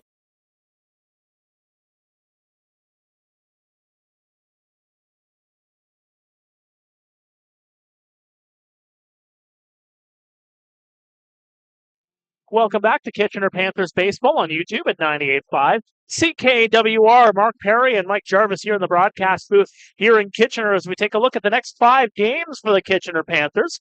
Of course, everybody is going to be playing on Saturday, and by everybody, I mean the Panthers will have 3 representatives at the IBL All-Star Showdown in Welland. Head on down to the Rose City if you are so inclined. Home Run Derby starts at 2. The All-Star Showdown begins at 6 o'clock. But then the Panthers in action again. They are alternating home and away dates. Sunday on the road against London. Home next Thursday to Hamilton. Barrie on the road next Saturday at Vintage Throne Stadium. Panthers are going to be happy to get out of that against the Baycats. They have seemingly had their number as of late. But then the Welland Jackfish will come to town next Sunday, July 28th for a 2 o'clock first pitch. Yeah, really busy week for the Panthers next week. You're starting to get into the dog days of the IBL schedule here. And especially trying to get in those makeup dates for some rainouts that we've seen as of late. The 1-0, Murchison puts that one on a tee, but sends it foul. You got to make up those games somewhere. You might see maybe 1 or 2 more doubleheaders factored in the last month and a half of the season. Yeah, that's the but time. You don't want to. No, you definitely don't. Doubleheaders, nobody likes a doubleheader. You lose. You get a little bit less gate at the for fans coming in. You get a little bit less gate. You get tired players. Tired players lead to sloppy play and injuries. That one's sent up high into right field, and it'll be caught by the right fielder in Simon Grinberg. Of course, maybe it's a day that you're already going to be short players for whatever reason anyway. So it's a long day for the fans to come out as well, too, especially if it's a scorcher. Nothing good comes from a doubleheader. Dan Mara now the batter. Mara, of course, has the run scored for the Leafs earlier tonight. He reached on a single in the third and then took third on the throwing error and then came home on a sac fly by Chioltas. He's got a 1-0 count here. The delivery right down Broadway for a strike. 1-1 here on Mara. Of course, part of the first family of Toronto Maple Leafs baseball. That's one way to put it. That's how they put it. There's a strike. And all different positions. Yeah. Dan is the elder statesman of the 3. Of course, Adam, born in 1994. Justin, born in 1993. Of course, Justin, also a former draft pick of the Chicago Cubs. The 1-2, cued over to third, played here by Gonzalez over to first and in time. And Gonzalez, nice play. Come on in on that, charge the ball, did it on the big hop. If he would have waited back on it, it would have been a short hop for it. Really nice play by Gonzalez there. Nice firm throw across the diamond. He hit Misa chest high. Towers with the single, infield single, his last at bat in the third inning. Of course, caught stealing afterwards. He'll step out and step right back in. Towers, of course, second IBL season, played for Hamilton last year, as that one's set up high into right field, and the catch will be made by Simon Grinberg. That will retire the side. The Panthers get the Leafs 1-2-3 in the 5th. We head to the bottom of the 5th with the Panthers up 7-1 over the Maple Leafs. When you're looking for a baseball or softball cleat, the first thing you need to know is what sport do you play, softball or baseball? For softball, there are 3 kinds of cleats that are good for you. The turf cleat, the rubber cleat, or the TPU cleat, which is known as hard plastic. The turf cleat is made for hard surfaces, synthetic, and gives you the feel of a running shoe. The rubber cleat is a softer spike and is made for beginners to mid-level players. The TPU cleat is a harder spike, gives you better performance and more stability while running the bases. When we look at baseball cleats, the three same apply: the turf cleat, the rubber cleat, and the TPU cleat. For turf cleat, it is also available for coaches. Then we add the metal cleat. The metal cleat is used for bantam players and up, and elite players as well. Please verify with your local association and rulebook that the metal cleat is good for you. If you need more tips on baseball cleats or softball cleats, please come and see us at Source for Sports, because at Source for Sports, we know our stuff.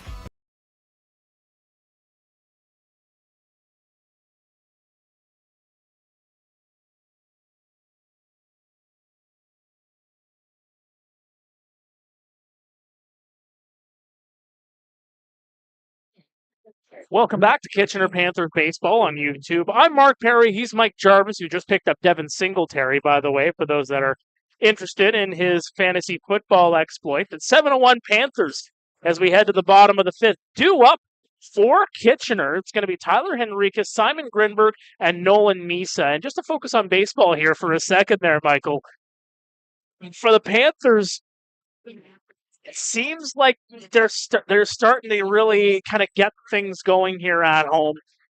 Again, having struggles with the long ball on the defensive side of things, but sticking to their guns on the offense. They've been hitting a lot of home runs lately. As mentioned, 13 in their last 6 home games. They have another 3 here tonight. Yeah, absolutely. I know they came into the season with a plan and an identity of what kind of team they wanted to be. Unfortunately, they got out of the gate super cold, and that plan and identity looked like it was not proving to be a very good one. That one's floated into right field and over to make the catch as Marcus connects. But first pitch seen there by Tyler Henriquez. He's to their now credit, retired. they stuck with the plan, and now they're reaping the benefits of it. You're starting to see the middle of your order guys, Gonzalez, Martin, get hot. The Sheriff's bat's starting to come around as well, too. Again, Spencer Ross has been on a heater. Parsons, batter of the week last week. Jacqueline in the leadoff spot. Usually you have Jet Jarvis, who's not in the lineup tonight, as the 9-hitter to turn the lineup over. Things are really starting to come into focus here for the Panthers. Simon Grinberg now the batter. Swings and misses at the first pitch he sees for strike number 1. Of course, Grinberg with a home run in the third inning, rather. Second inning. Second inning to get the scoring started. So again, when you can get contributions from guys like Grinberg, who you don't necessarily count on for a home run, that's just an added bonus. Takes one down low. Good job there by Chialtis to keep it in front of him. Chialtis had a really good game behind the dish tonight. I've been really impressed with how he's handled the pitching staff for the Leafs tonight. Castro's been a little bit erratic. That one's floated up high into left field. It's shallow left field. Vinicio calls off his man. He'll make the catch. That's an easy play for Vinicio compared to the play he made First baseman number 20. to end the bottom of the fourth for the Panthers. Although I will say he made it look easy. He did. But that play should not go unnoticed. Same with the play that Spencer Ross made in the top of the first for the Panthers. Both shortstops playing very, very well today. Now in the batter's box, Nolan Misa singled and scored back in the second inning. Yeah, Misa 1 for 2 today. Had a 4-3 ground out in his other at-bat. Takes a pitch low and outside there. Again, Misa, one of those Waterloo Warriors players that have played on this field a number of times in his OUA career. Transitions over in the summer to the Panthers as he knocks one over to Dan Mara at second, and that's just a quick 4-3 to end the inning. Heading to the 6th here at Jack Couch, it's 7-1 Panthers.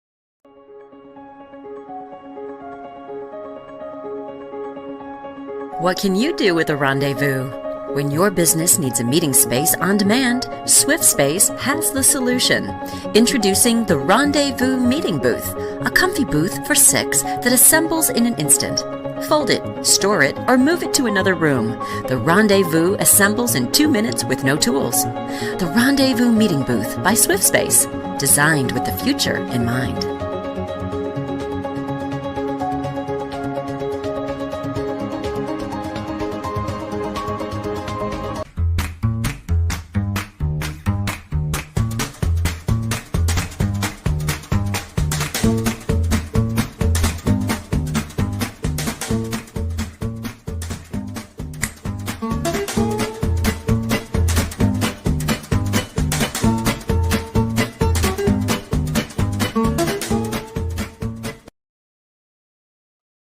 Welcome back to Kitchener Panthers baseball on YouTube. My name is Mark Pare. He is Mike Gervais. We are live as well on 98.5 CKWR on your radio dial, or if you choose to stream it online, you can do so as well. You can get us anywhere in the world, whether you're here in Kitchener and just can't make it to the ballpark, whether you're down the 401 in the GTA just trying to avoid traffic, or you're anywhere else. Maybe you're on a summer vacation and you still just can't miss your IBL baseball. There's something about listening to a ball game on the radio on a nice summer night. It just hits different. We were up at the cottage on the weekend on Friday and Saturday. Of course, I had to come back here Sunday for the game and have the Tigers game on the radio. Thanks to them, I'll be at that app. And there's just something about listening to the game on the radio, sitting around a fire, having a beverage.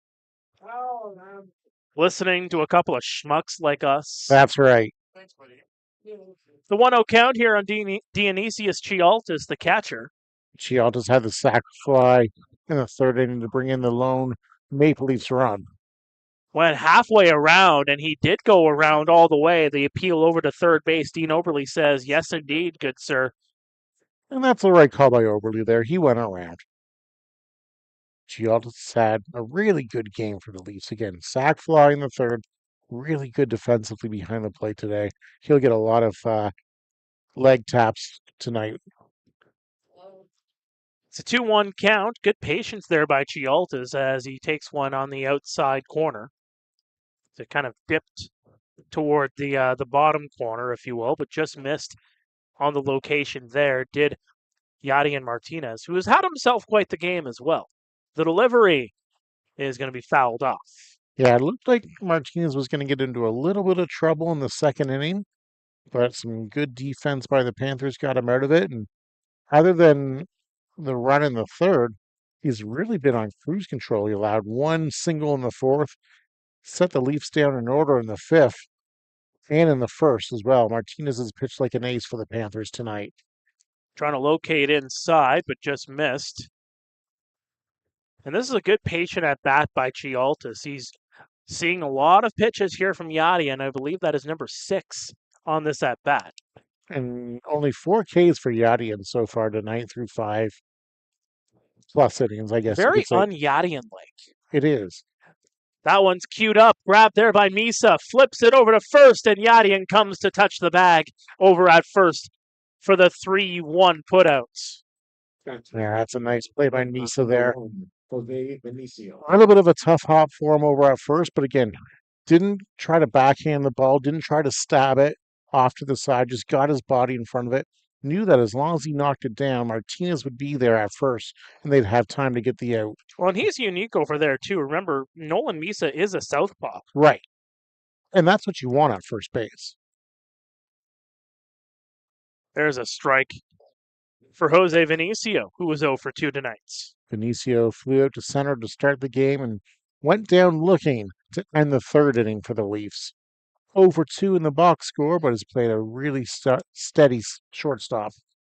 Knocked down the line foul down the first base side. And again, Vinicio, he's been around for 3 seasons now.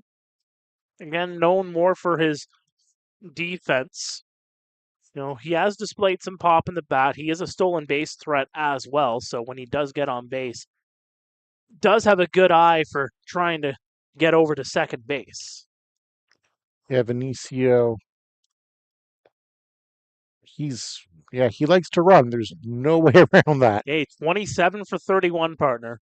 That's a pretty good average right there. That one's queued up. Playable here down the left field side. It's going to drop fair. Vinicio will stay over at first. He had 3 Panthers going toward it in shallow left, right down the line.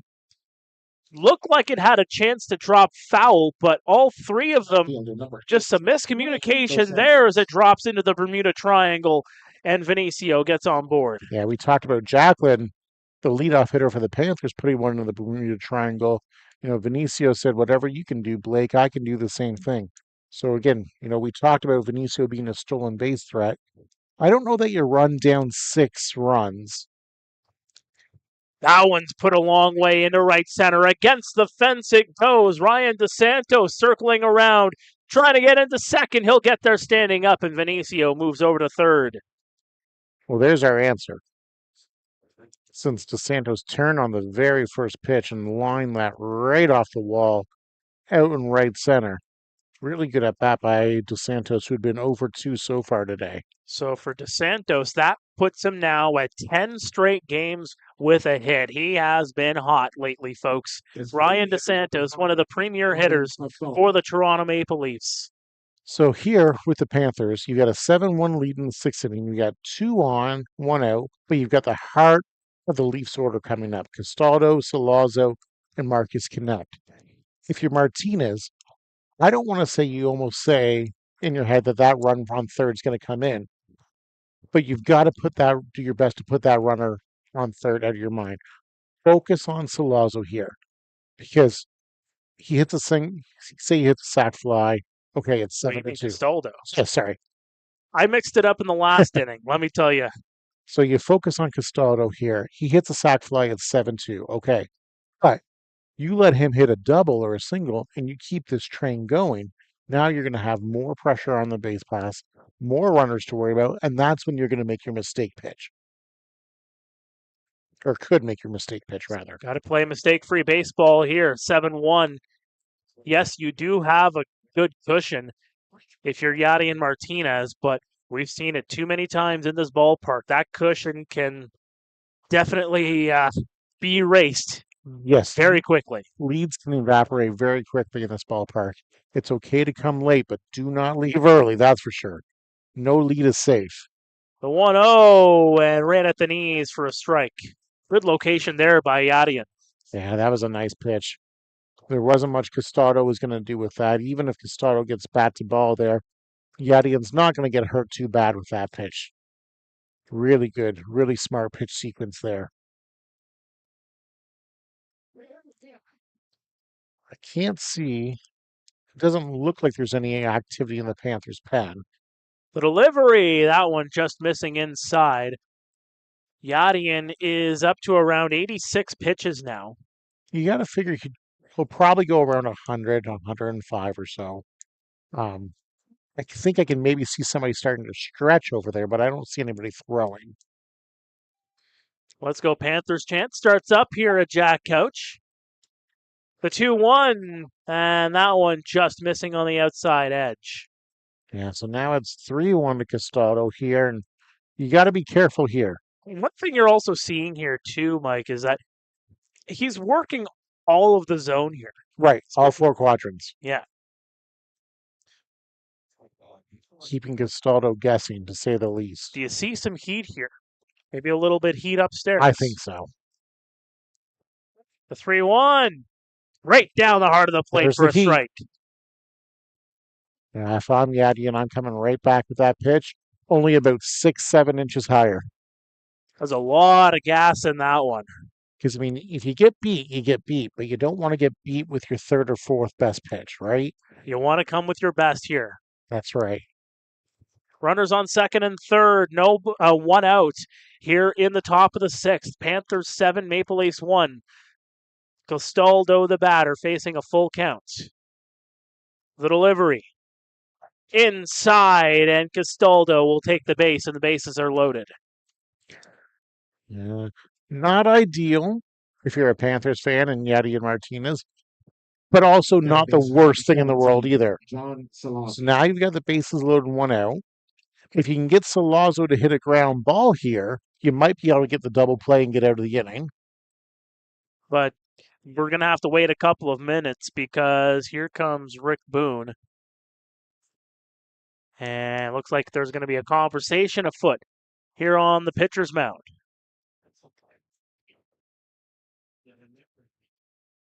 And this is just another one where you're just trying to settle things down, try to figure out a play, what you want to do here. Yeah, absolutely. But you're facing Jonathan Salazzo, who's got 9 home runs on the season. The guy's been a hot hitter. And so far today, officially 0 for 1 with a walk. So hasn't actually put a ball in play today. So the law of averages tell me he's probably due to put a ball in play here. Some might say you're correct, partner.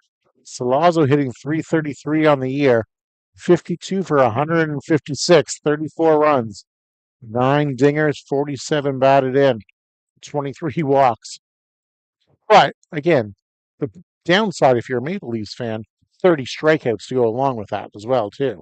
Salazzo 1 for 4 with the bases loaded this season. What can he do here? It is crunch time for the Maple Leafs. This is the time to strike if you are Toronto. Big game situation here in the 6th. I mean, both teams have, I think, who they'd want in this situation. For the Leafs, you'd want Salazzo to bat, and for the Panthers, you want Martinez pitching in this situation. So it's your best against our best. The 1-0 is going to be skied high into left field. It is going to drop. 1 run will come in to score. Circling around third in a hurry is Ryan DeSantos.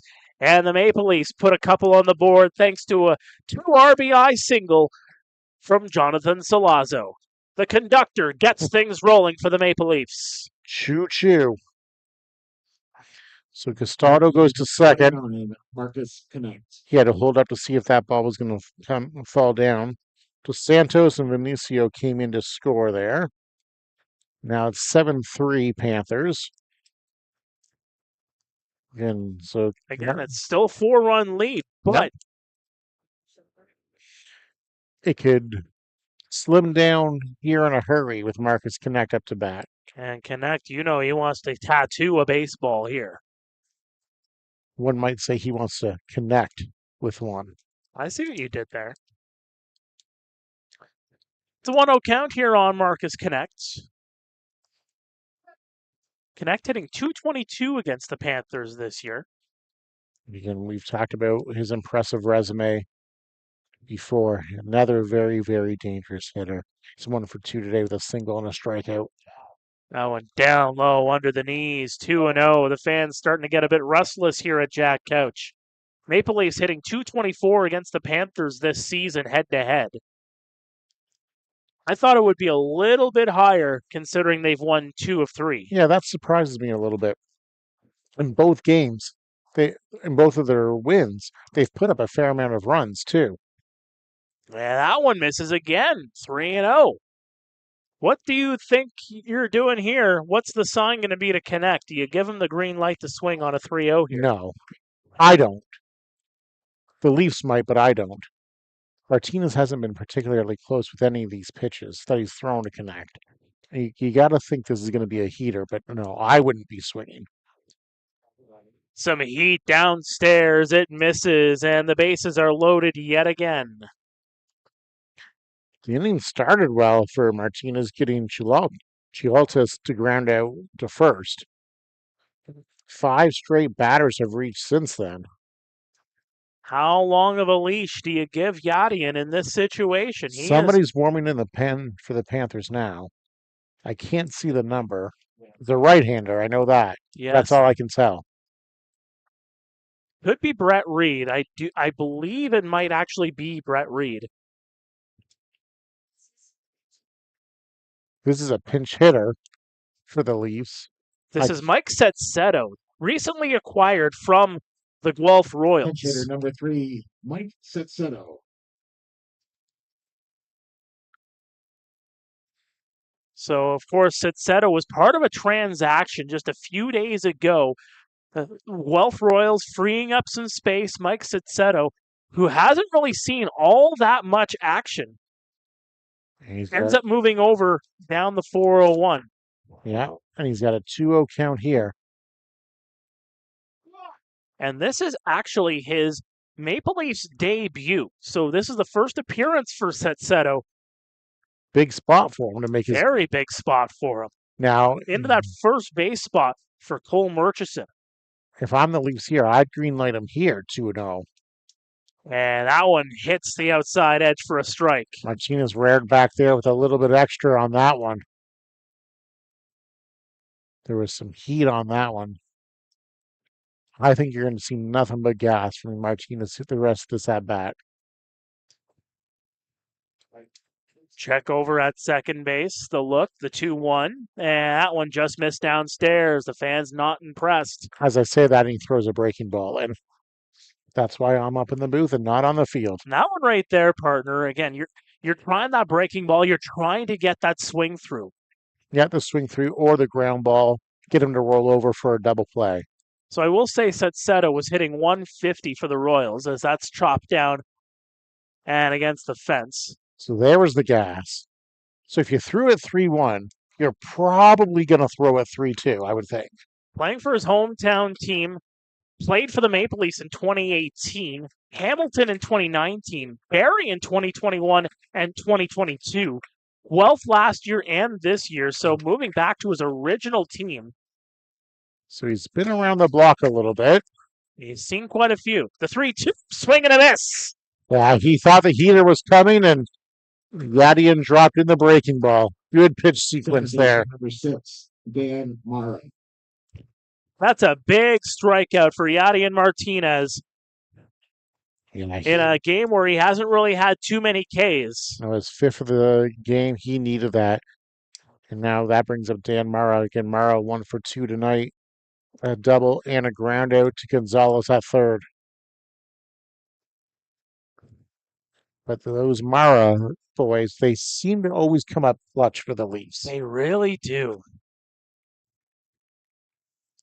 I think you're going to see a big outburst of emotions from Martinez if he can get out of this jam here.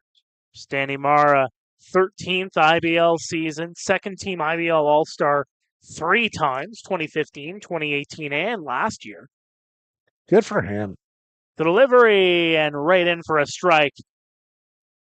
Another off-speed pitch there. It looks like the last 2 batters, Martinez has had more success with the off-speed pitches. It's been the heater that he hasn't been able to locate. Well, and maybe that's, making that switch, knowing that Maple Leafs have been hitting around with him in the inning. The 0-1 is going to be put up and into right center field, circling around third. They're going to try to get 2. No play at the plate. And the Leafs put another couple on the board. 2-run single for Dan Mara, make it 7-5. And just like that, the go-ahead run is up to bat. Here comes Rick Boone.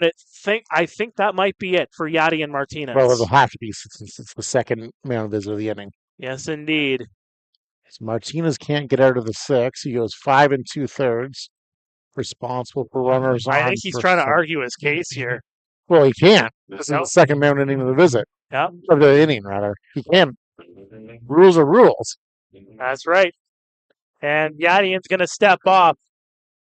New pitcher comes into the ball game here for the Kitchener Panthers. We'll have more on that and try to set up the rest of this inning after this. Don't go anywhere. This is Kitchener Panthers baseball on YouTube at 98.5 CKWR as Yadian gets a round of applause. Don't just think about it. Do it, do it, do it. Do it with a friend and you both can bend. Do it for your muscles, it'll make them hustle. Do it for your feet, it's kind of neat. Do it with some action, participation. Don't just think about it. Do it, do it, do it. Participation. Get with the action. Do it, do it, do it. Time apart from those we live with helps us recharge and strengthens our relationships. This is also important for people in family home. It's very nice and calming, and I know it's a welcoming place, and I'm always welcome to come and visit. I find it really nurtures my soul. Like there's, you meet Rico and he's a very generous spirit. It keeps the world magical for me.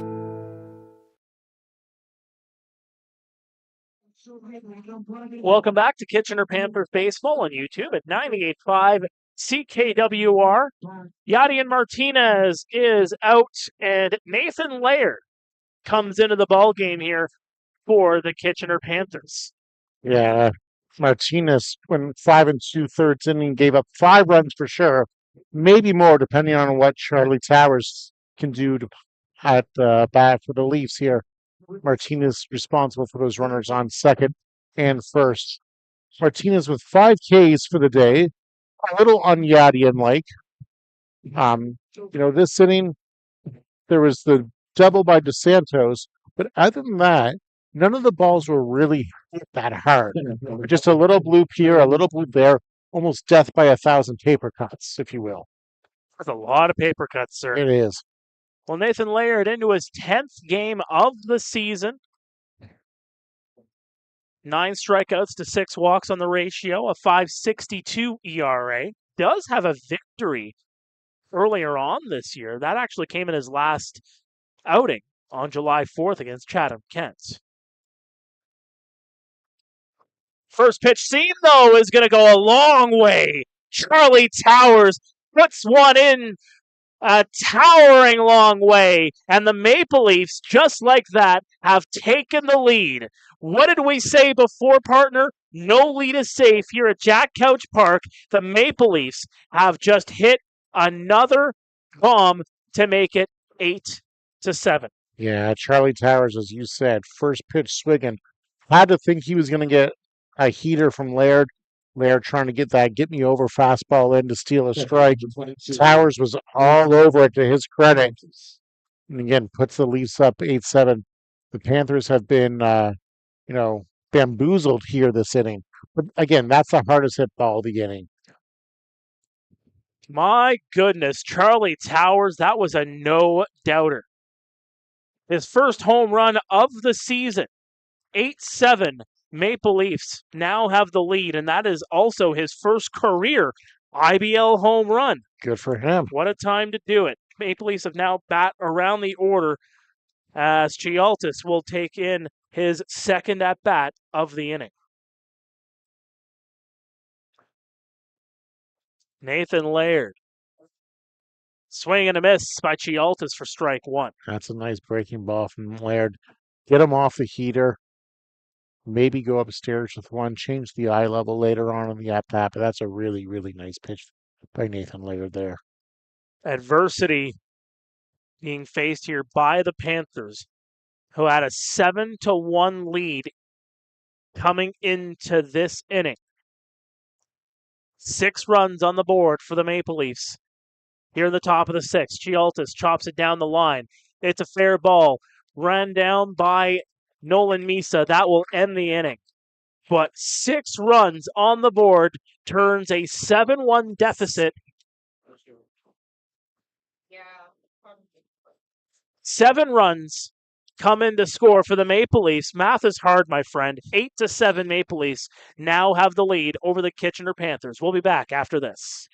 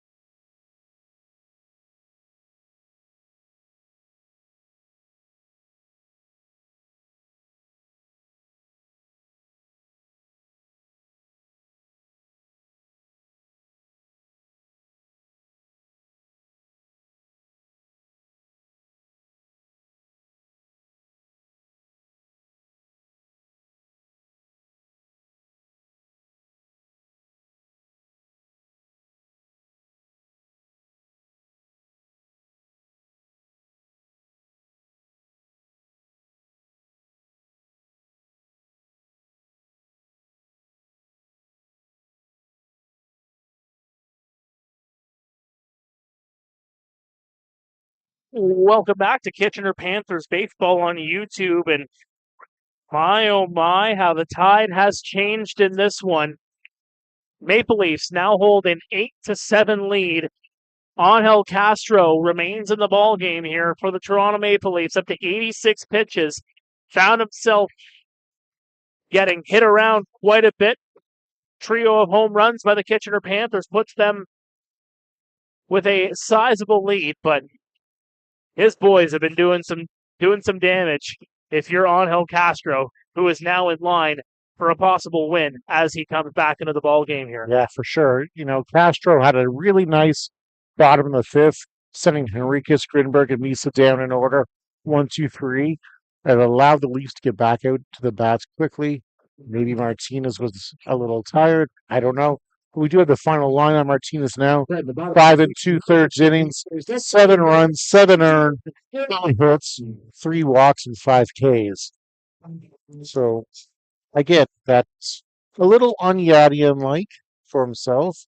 With 7 runs and 5 2/3 inning, that's going to be a little bit higher than his 5.12 ERA coming into tonight. So that's going to rise up a little bit. Still the league leader rather in Ks for a pitcher. And it's 68 coming into tonight. So 74 now. Eric Martin, the batter, swings and misses for strike 2. It's the 8-9-1 hitters due up here for the Kitchener Panthers. And you got to just put that last inning behind you. Yeah, absolutely. If you're the Panthers, that's all you can do. You've played a really good game so far today. Swing and a miss for strike 3. Eric Martin goes down. Your approach has been working. You've gotten 7 runs in 5 innings. So your approach has been working. You're only down a run now. You don't need to get that back all at once. Be nice, cool, awesome. But again, just chip away. Get a single, get a walk. Move the runners over. Don't try to get your swings too big. Because that's when Castro is just going to carve you up. AJ Carosis, the batter. The delivery, and that one is going to paint the outside edge for a strike. Yeah, Carosis over 2 tonight, 2 flyouts to left field. His last at-bat was a really good at-bat. Was down on the count 0-2, worked the count full. Really productive professional at-bat by AJ. Hoping he can get on base here and start a rally. The delivery upstairs. AJ sees another pitch, which he's been doing all night. Not much moving from that flag. A little bit, but not much. He's going to get another sign here. The delivery, as that one's going to be fouled off. Yeah, Carosis was just off that pitch. He had a really, really good balanced swing there. 1-2 count on Carosis. Well, this is going to be trouble here for the Panthers. You have Castro, former pro, pretty much still has pro stuff, in my opinion. Yeah. Funky delivery. Waited out as that one's going to go upstairs, 2-2. Of course, Castro spending some time in the Tigers system, the Phillies system, actually made it up into the major leagues. Played for the Athletics in 2015. So yes, the stuff can play at any level, obviously.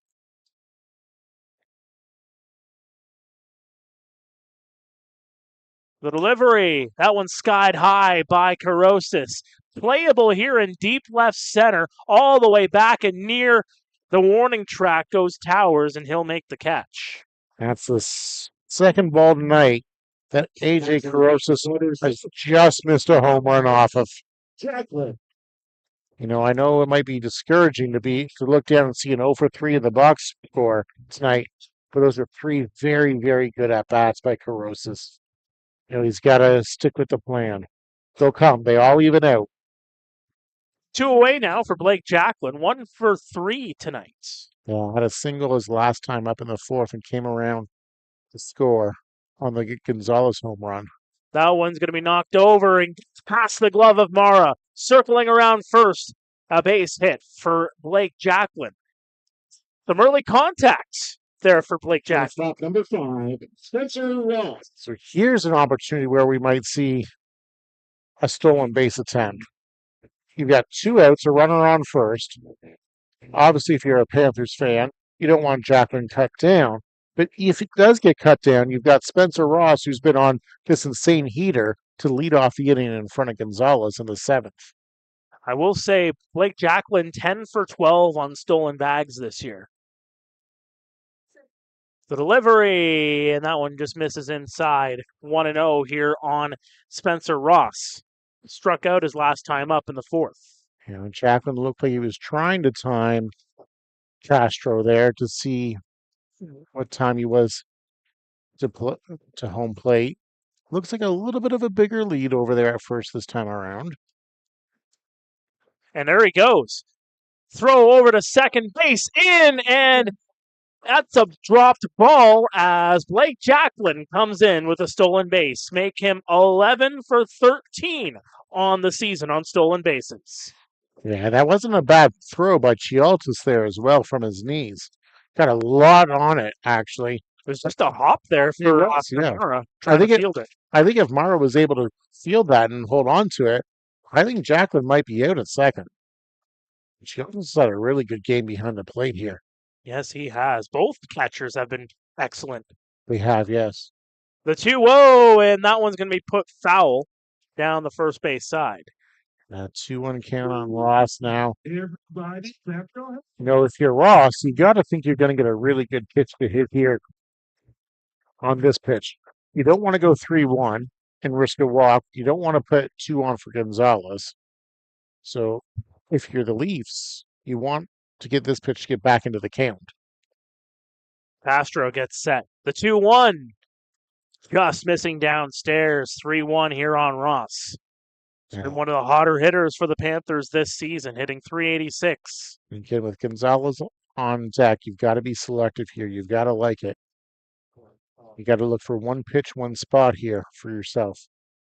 If it's not in that keyhole, you leave it. With 2 away.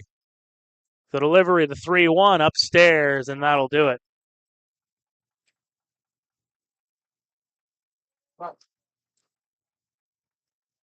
So we can tell you that Greg Carrington is warming up in the Leafs bullpen. So I think this might actually be the sign. As here comes the former Blue Jay and field manager for the Maple Leafs, Rob Butler. Angel Castro, first time he gets a visit from his skip here tonight. And this might be Butler just going out and saying, hey, do you think you can get this guy? And, you know, you're looking to have a conversation man to man. And if Castro says he thinks he can get him, you know, Castro hasn't pitched that poorly of a game tonight. There's been a few home runs, but a lot of weak contact as well, too.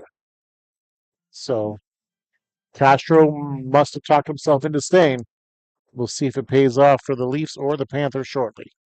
Raul Gonzalez. 3 for 3. Oh, they hit him. Yes, indeed. And Gonzalez and Castro having a couple of words there as immediately the home plate umpire, David Phillips, comes right in. And Gonzalez took that one right on the keister. Castro and Gonzalez have a couple of quick words. The fans very incensed. I don't think there was any malice in that. And now here come the umpires to get everybody back into place. That's going to load the bases on that hit by pitch. Raul Gonzalez gets tagged one right on the side. And they're going to make the pitching change now because it's the second man visit.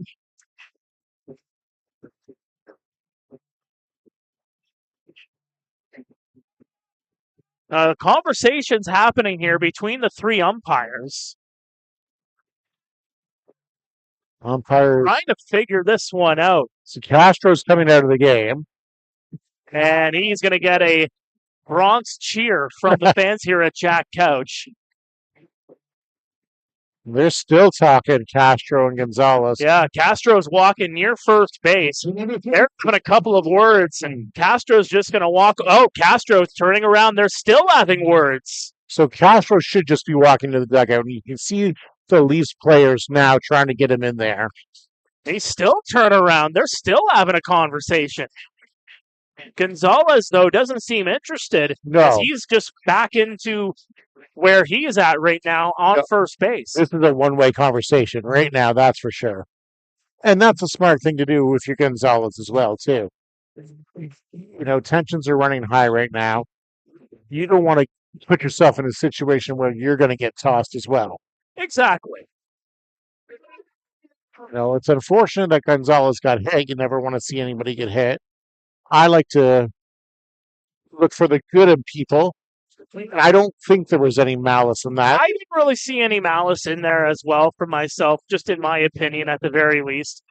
Well, it doesn't make sense to hit him on purpose and load the bases. Mm-hmm. No, exactly. In a one-run ball game here, right in the sixth, with Junior coming up to bat tonight, who's been heating up as well too. So again, the game situation just doesn't make sense to me. And now you have Junior Ibarra coming up to bat. Not to jinx it, but he does have the lone grand slam against these Leafs. Sorry, I should say one of two grand slams because, of course, Cale Murray did hit a grand slam home run in this ballpark not too long ago. Right. And Junior's grand slam was against the Leafs down at Christie Pitts earlier on in the season. That was part of that May 22nd game. Yes. So some tensions coming up into play here at Jack Couch on a Thursday night. 8-7 is the score. Maple Leafs have the lead. Panthers were up 7-1. So each pitcher going 5 2/3. We don't have the final line on Castro yet because we don't know if any of these runners that are currently on base are going to come in to score. If they did, of course, they would be charged to Castro. But we can say that Castro's went 5 2/3, 11 hits, 1 walk, 1 hit by pitch, and 6 strikeouts. So let's see what Greg Carrington can do against. It's like calling for time there was the Cuban catcher, Junior Ibarra.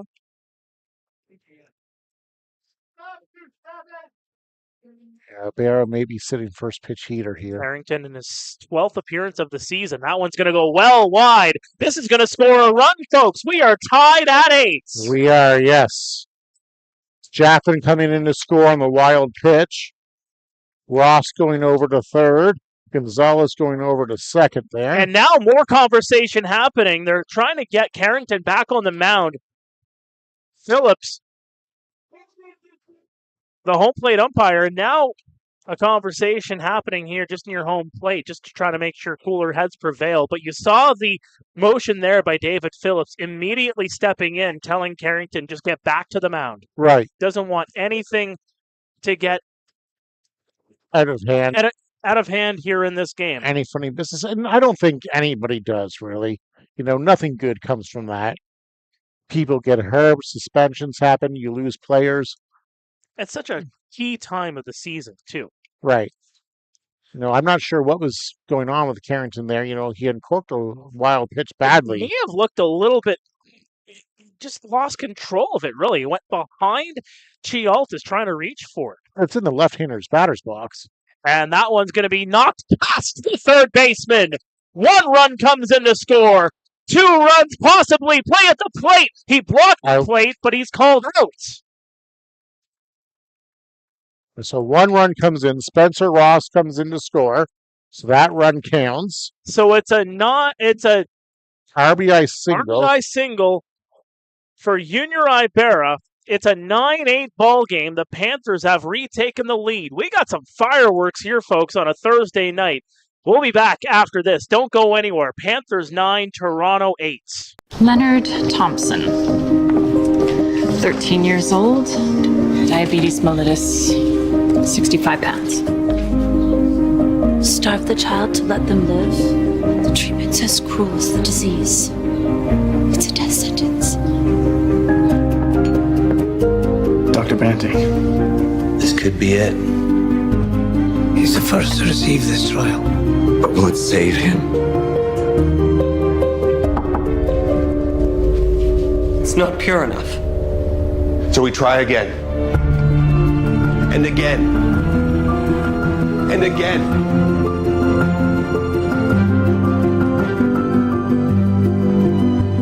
Before the discovery of insulin, diabetes was a death sentence.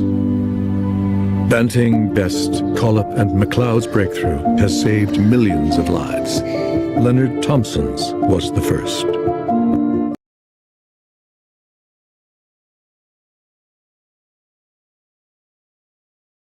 Welcome back to Kitchener Panthers baseball on YouTube and 98.5 CKWR. Well, partner, that's a sixth inning to remember. Yeah, no doubt.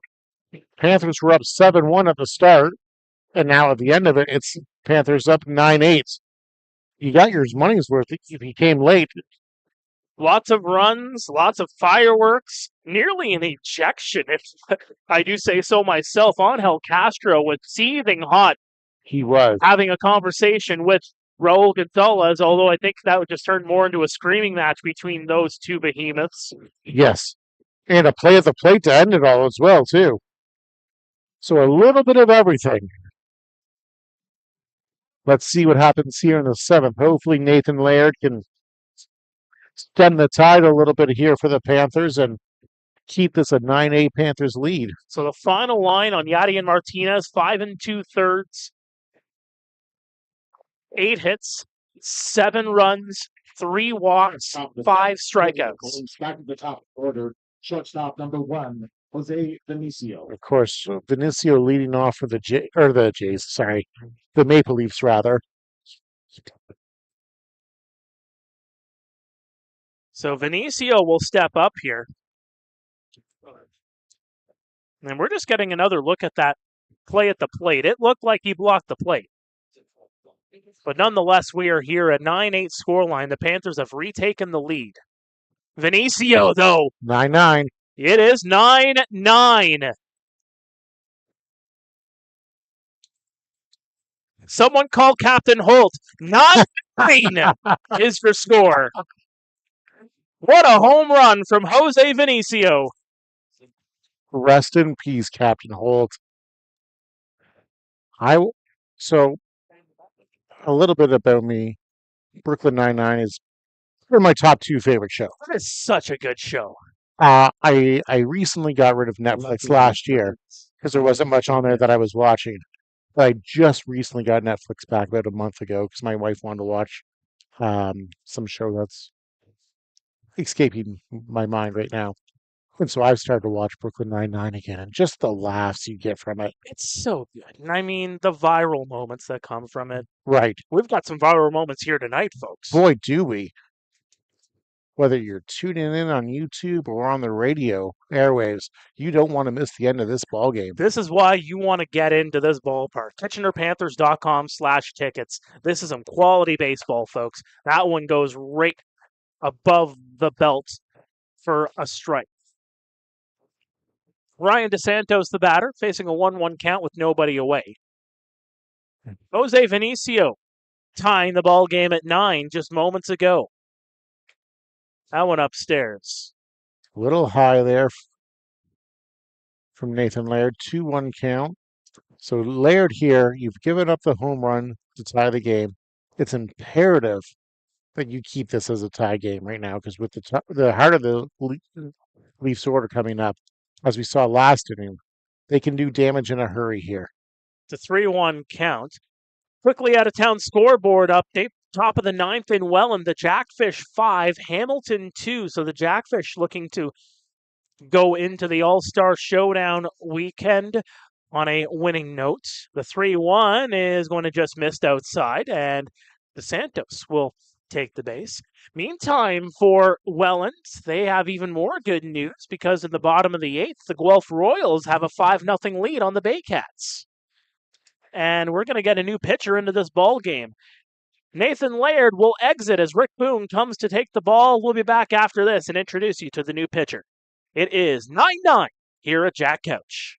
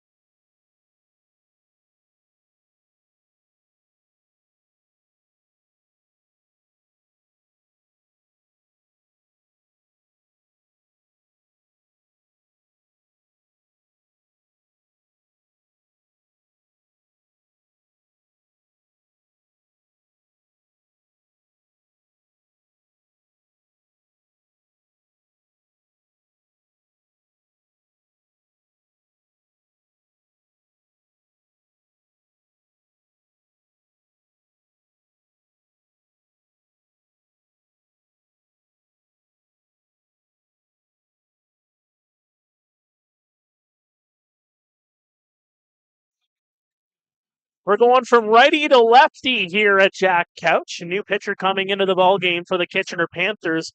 Out comes Nathan Laird. In goes Adam Robertson.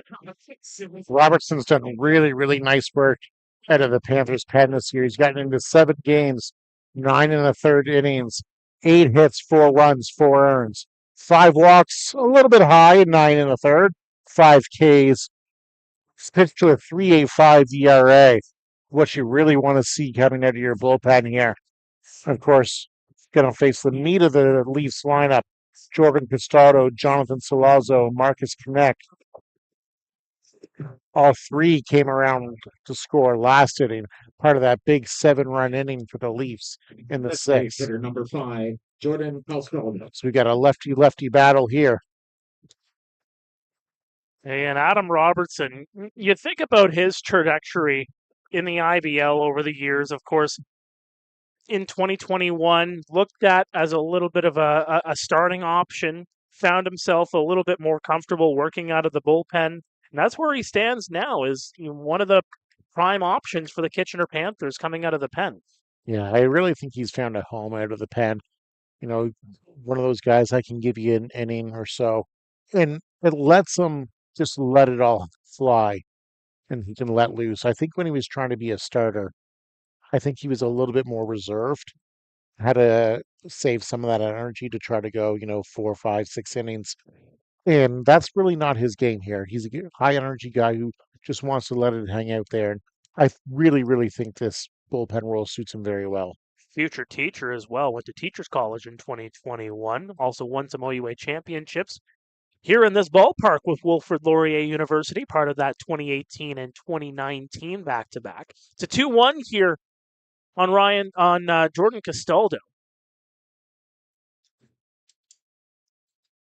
The delivery, and Castaldo will foul that one off. That one's not getting the media booth here. That one's long into the parking lot. Now, I want to catch some foul balls, much like Adam Robertson did at a Blue Jays game earlier on this season. Actually caught a foul ball back in May. I'm going to the Jays-Tigers game on Sunday. I'm bringing my glove. All right. I think I'm in prime foul ball territory. I'm second row from the field, right down the left field line. Well, hopefully you get a hold of one. It's been a lifelong dream. Hey, I've never gotten one, so. Me neither. The 2-2, that one just missing down low. Hopefully Robertson can battle back here, get Castaldo out. You don't want to put runners on base for Salazzo, considering Dos Santos is already on first with the walk.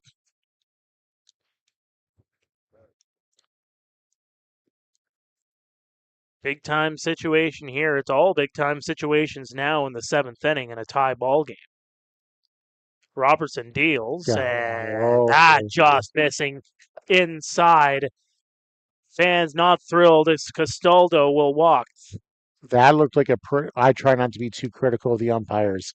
They do a really good job. That looked like a pretty good pitch to me. Third baseman number 17, John Salazzo. Maybe a little bit low, but that looked like a pretty good pitch. But David Phillips has done a very good job behind the plate tonight, calling the balls and strikes and putting out any of the fires that have happened. He established his strike zone early and often, that's for sure. And it's all about that consistency. That's what ball players just ask for. Yep. Solazo will just swing right through that one for strike one. If you're going to give it 2-3 inches low, give it for both sides and give it in innings 1 through 9. That's fine, as long as you said it's consistent.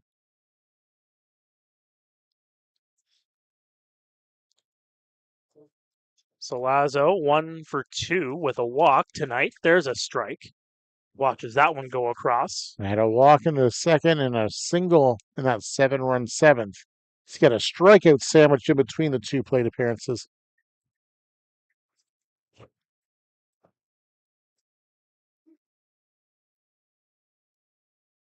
The 0-2 delivered into the dirt. Nice block there by the Sheriff. Keep those runners at first and second. Nobody out. It's imperative that you keep those runners. You don't want to give them a free 90 feet, especially in a tied game here.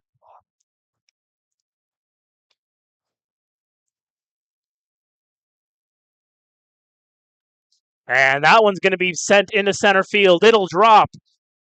Runner circling around third. DeSantos will stay put at third. Bases are now loaded here for the Maple Leafs. Nice play by Jacklin to get over to that ball quickly and keep the runners only advancing 90 feet there. So if you're Robertson here, you're in a bit of a jam. 29, Marcus Connect. Bases loaded, nobody out for Marcus Connect. Connect had a walk last inning. He's got a single in the third and a strikeout in the fourth. Sorry, a single in the second, rather. So Connect's done some damage today. He's been on 2 out of the 3 times. Infield's coming in for the Panthers. Yeah, everybody pretty much on the grass as that one's going to get past Misa. 1 run will come in to score. 2 runs possibly play at the plate. No! And the Maple Leafs take an 11-9 lead. A really hard hit ball by Marcus Connect there. Unfortunately, Misa not able to knock it down. The Leafs take the lead. Good play by Grinberg to get that ball in quickly again. Keep Solazo at second base and not have him go over to third. And that's going to do it for Adam Robertson. We're going to have a new pitcher come into the ball game. The call to the bullpen here for the Kitchener Panthers. We'll be back after this. It's 11-9 Maple Leafs in the top of the 7th. Our grandfather started this business in 1925, immigrant who came to Canada with nothing, building up his first store. My father took over the business in 1970. After he retired, my brother and I expanded it to additional markets. We have memories of being kids playing in the Teppermans of 1975 and 1976. We are so much more than that today, and we are still fundamentally exactly the same thing. This is more than just retail. At Teppermans, our values are a commitment to people, our team, our customers, commitment to environmental sustainability. But the heart of our business is family. Furniture in your home really does form and define your experiences and your memories. The things we sell makes a house a home. Those are the moments that bring people together. It's about honoring the old school values of Nate Tepperman and Bill Tepperman, and really looking to inspiring the future generations of our customers.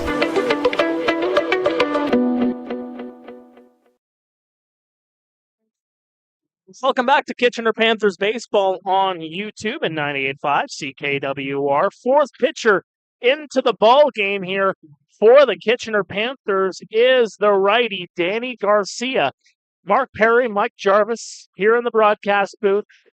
We've seen lead changes, we've seen home runs, we've seen momentum swings back and forth and to and fro we go. It's an 11-9 ball game. The Maple Leafs are leading the Panthers in a wild one.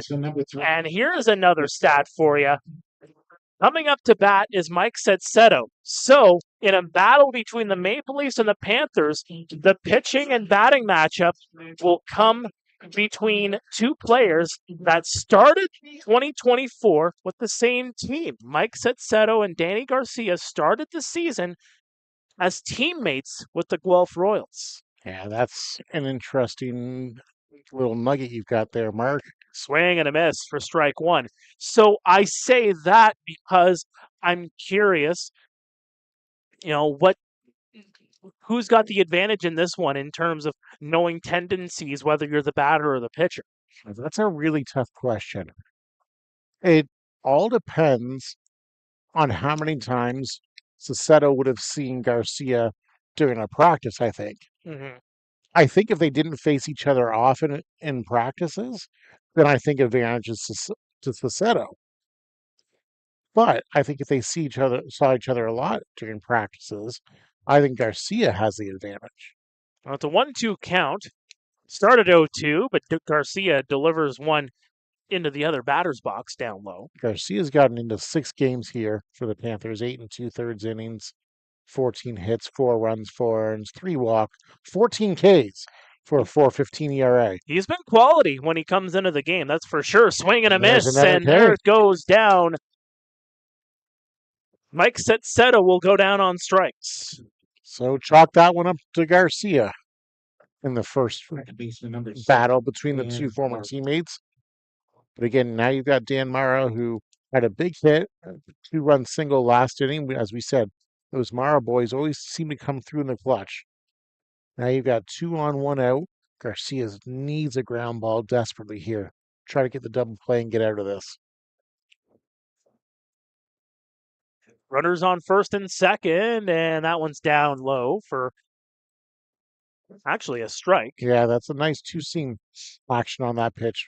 Really rode inside to Mara at the very end there. Really nice pitch by Danny Garcia. The 0-1. Trying to frame that one was Pare, but not going to get the call. It is a final in Welland. The Jackfish have gotten the win 5-2 over the Hamilton Cardinals. So Welland will improve to 21-6. Hamilton has now dropped 5 straight ball games, 11-15 on the year. Yeah, the Cards hitting a bit of a slide right now. They started out the season really, really hot.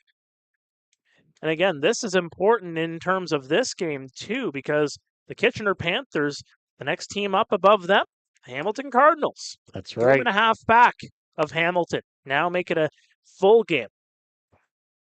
Chopper down the third base side. Gonzalez over to first and not in time. The first baseman, Misa, comes off the bag trying to bring that ball down, and that is going to load the bases. Well, that's a tough play there. Ball not hit very hard. It's hit off the end of the bat. Gonzalez had to field it. Nice play by Gonzalez to field it. Had to throw on the run. Mara runs fairly well, too. That's a really tough play for Gonzalez. So Dan Mara is going to get credited with the single on that one. And here comes Charlie Towers. Swing and a miss for strike one. Charlie Towers, of course, hit the first home run of his career last inning in the 6th inning. So congratulations, Charlie. Again, Towers, a Western Canadian Baseball League All-Star in 2022 when he played for Fort Mac. That one down and outside for a ball. Of course, also played for the Sylvan Lake Gulls in the WCBL, as well as the Genesee Rapids. So he's had quite the resume so far. Yes, indeed. Has led him to Toronto. Chopper fielded by the second baseman, and that's going to get thrown into left field. 2 runs. Couple runs will come in to score, and the defense not clicking here for the Kitchener Panthers. That was AJ Carosis over at second base. Tried to finish off the play over at second, but he missed the second base completely. That's got to be an error. Catcher number 22, Dionisio Gialtas. So now there's runners at second and third, still only 1 out. Leafs lead 13-9 there. So it is going to be an error charged to the second baseman. Gialtas sac fly tonight and 2 ground outs to first base. Swing and a miss for a strike. Runners on second and third. Another big inning here for the Toronto Maple Leafs. Panthers going to bring the infield in again here. Try to cut down anything at the plate. They say when you bring the infield in, that adds about 100 points onto the batter's batting average. The delivery, and that one's going to go in for a strike. Good location there by Danny Garcia. Yeah, that's a nice pitch by Garcia. Chiolotas didn't like it, but that's a nice pitch. Little breaking ball on the back door, caught the corner. Smart pitching by Garcia.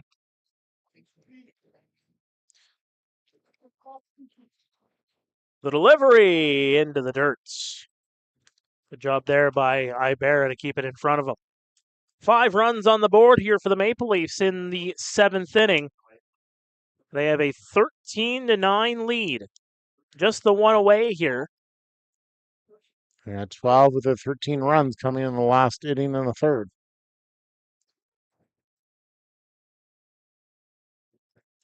The 1-2 is going to be cued into left field and on the line. Henriquez fields it into home. Here comes a runner, and the Maple Leafs add another one. And so Dan Mara comes in to score on the sac fly there. Another good at bat by Chiolotas. Really good game for him tonight. Pair of sac flies. The top of the order, shortstop number 1, Jose Vinicio. And of course, Vinicio up to bat now, who led off the inning, kind of ambushed Nathan Laird. That first pitch fastball, sent it over to the fence in right field. Second straight inning where the Maple Leafs have bat around the order. Holds off on the swing as it goes just outside. And it's something awoken in the Maple Leafs in the last 2 innings. Yeah, they finally got their legs under them after that long drive down the 401. The 1-0, swing and a miss. That had a home run cut on that swing. He was trying to play Pepper with those trees out there in right field again. I mean, you got 1 this inning. Why not try for 2 if you're Vinicio? Leafs lead 14-9 here in the top of the 7th. The delivery right in for a strike. Vinicio can't believe it. He thought that was outside. Yeah, he did not like that call whatsoever. Looked like it caught the black, though. 1 strike away for Danny Garcia to try and get out of this one. Just a runner on second to deal with. And Vinicio cues that one down the right field line. That's a fair ball against the fence. Circling around third, coming into scores towers. Stand-up double for Jose Vinicio. The ball keeps a-rolling for the Maple Leafs here in the 7th. Yeah, Vinicio with his second extra base hit of the inning, second RBI as well. And again, as you said, Towers came in to score. It's 15-9 Maple Leafs over the Panthers here in the top of the 7th. You know, Vinicio, a triple away from the cycle. I'd be interested to know when the last time a cycle happened in the IBL. I'd be curious the last time it happened here in this ballpark. Yeah.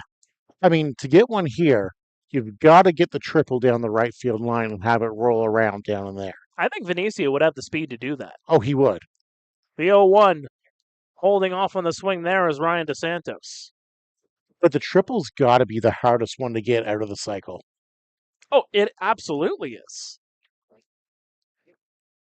You know, I'm not saying that any of them are going to be easy by any means. That one's going to be fouled off, 1-2. You know, especially in this ballpark with how confined it is. You really got to place it to get the triple. We have seen some triples in this park. Not many. Not many at all.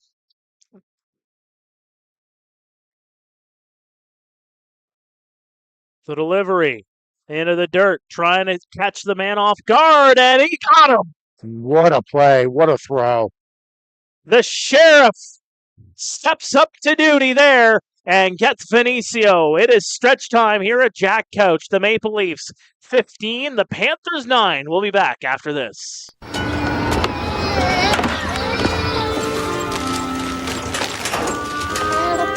Viens, Abby. Viens, Zadie.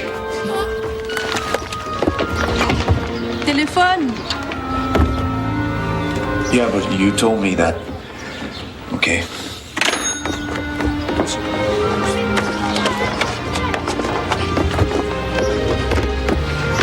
I wanted the day off.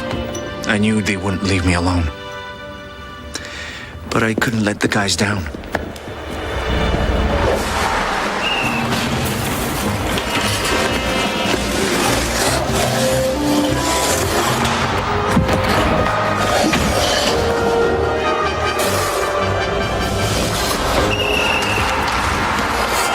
That night in 1944, Montreal beat Detroit 9-1. Maurice Rocket Richard scored 8 points, 5 goals, 3 assists. A legend was born.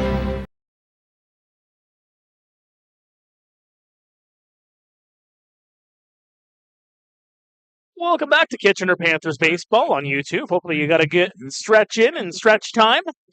My name is Mark Pare, alongside Mike Gervais. At the beginning of the 6th inning, the Panthers were up 7-1. They had a 6-run ball game, and they had a 6-run lead rather, and it looked like they were in control. But we said at that point in time, Mike, what did we say? Said no lead is ever safe in this ballpark, and it's okay to come late, but do not leave early. And hopefully you did not leave early, because a whole lot has happened since then. A 7-1 lead evaporates for the Panthers, a couple of lead changes, and now it is the Maple Leafs with a 6-run lead getting into the bottom of the 7th inning. Exactly. So, I mean, if you're the Panthers, you got to say, well, they've put up 14 runs in the last 2 innings, so there's no reason we can't put up 14 runs in the next 2 innings as well. I will tell you as well that we're the only game in town at this point now. The other 2 games have gone final. Of course, we did have that late start, mind you, but the Welland Jackfish winners 5-2 over the Hamilton Cardinals, and they get some extra space at the top of the leaderboard in the IBL, because guess what? Barrie Baycats, their 4-game winning streak has been snapped. The Guelph Royals blanking the Baycats in Barrie, 5-0 tonight. Yeah, that's a big statement game by Guelph to go down into Barrie and blank Barrie at home on their own diamond. Of course, the Royals were sitting in 4th coming into the night. You know, they've had themselves a very good season so far. Yeah, 5.5 back coming into tonight. Of course, now at 14-10 on the season are the Guelph Royals. Here in Kitchener, meantime, it is Tyler Henriquez at the dish. And he sends that one a long way. Back, back, back, and it's gone! The home run party continues here in Kitchener. Tyler Henriquez getting in on the fun. It's 15-10. What an explosion of runs in this game. Tyler Henriquez, who had been 0 for 3 coming into this at bat, 2 strikeouts and a deep fly ball to right field. Gets the Panthers just a little bit closer. Now it's a 5-run deficit. Simon Grinberg up to bat now, who has a home run himself earlier today. There's some buzzing here in the ballpark. There's a strike. Simon Grinberg. Yeah, Grinberg hit that home run in the 2nd to actually open the scoring. He's got a strikeout and a pop-up to shortstop to go along with the home run tonight. And he puts that one high. It is playable, though, in the infield. Dan Morrow will get underneath it, and he'll make the catch just right there at the separation between the infield and into right field. So 1 away. Brings up Nolan Misa, who's 1 for 3 tonight. 2 groundouts in 2nd, and he's got a single and a run scored. Again, the single could have been a double if it wasn't for a very good defensive play by Ryan DeSantos out in left field to cut the ball off before it reached the fence and get the ball in quickly. Misa, the first baseman, is going to play that one up high. Playable down the field, but it's going to drop foul. Yeah, just couldn't get over. There was the Leafs right fielder right against the fence over by the Leafs bullpen. There are a lot of foul territory over there. Of course, we were talking about a cycle or a triple. That's where you're going to have to hit it if you want a triple in this ballpark. Need to be on a little bit more of a line. That ball had a little bit more hang time and was obviously foul as well. So Misa digs in, facing an 0-1 count. Here against Greg Carrington. The delivery, and he's going to line that one into center field. Nolan Misa will get on base. Again, just chip away. Single here, maybe a double or a home run there. Hitter number 67, Eric Martin. Eric Martin, 2 for 3 today. He's got a home run and a single and a strikeout. 2 runs scored. So Julian Valdez is actually warming up here.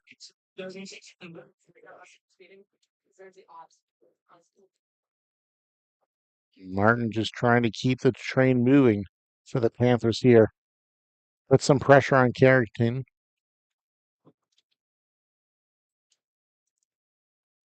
And that one's in for a strike. Carrington would love nothing more than a double play ball here to get himself out of the inning. And Eric Martin, a home run, 2-run shot in the second inning. That's a chopper over the head. In the right field it goes. Misa with some speed around to third base. He'll get in there standing up. A base hit for Eric Martin. Yeah, sometimes it's not how hard you hit him, but it's where you hit him.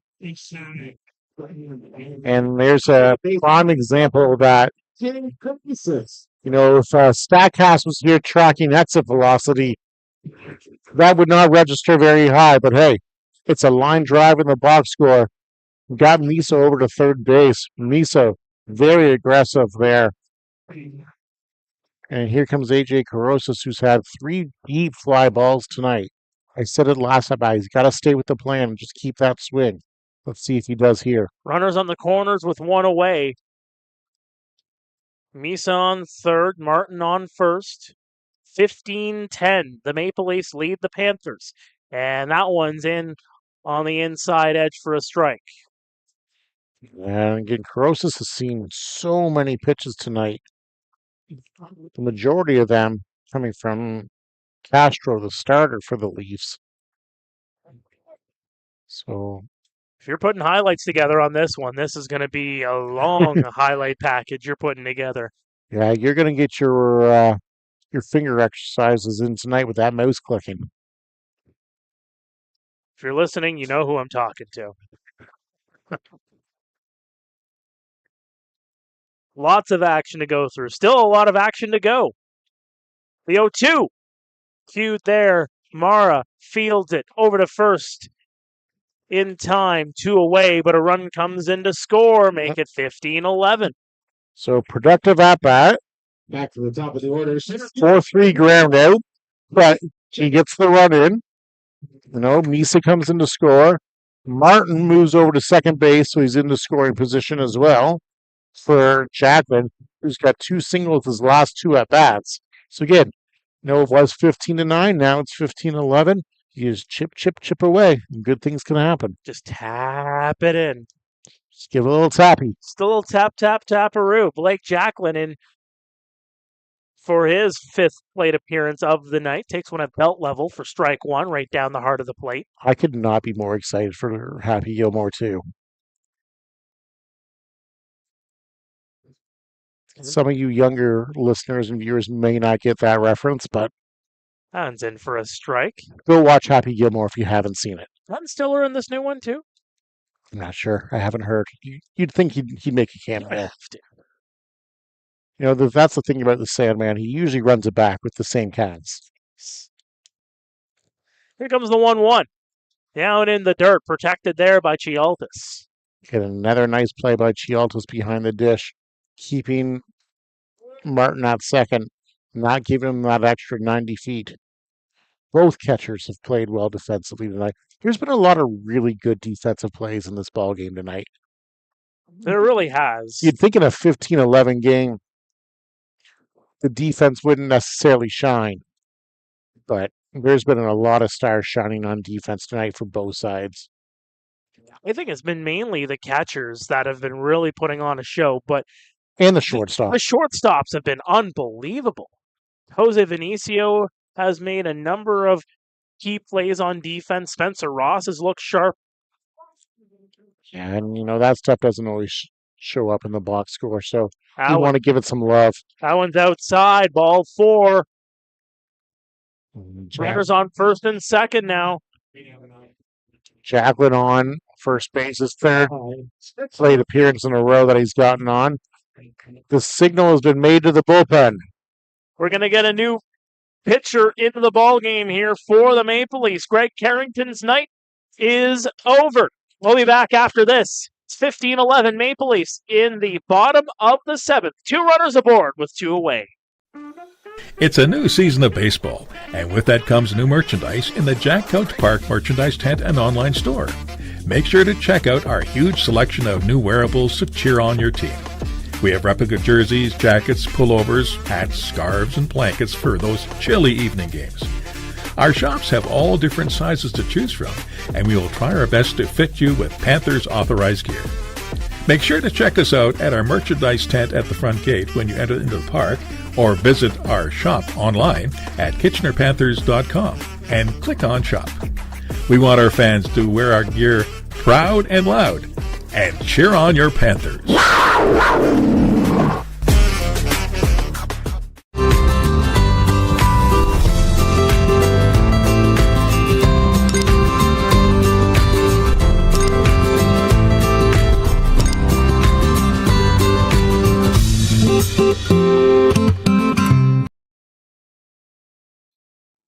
Welcome back to Kitchener Panthers Baseball on YouTube. Mark Pare, Mike Gervais, bottom 7, 2 away.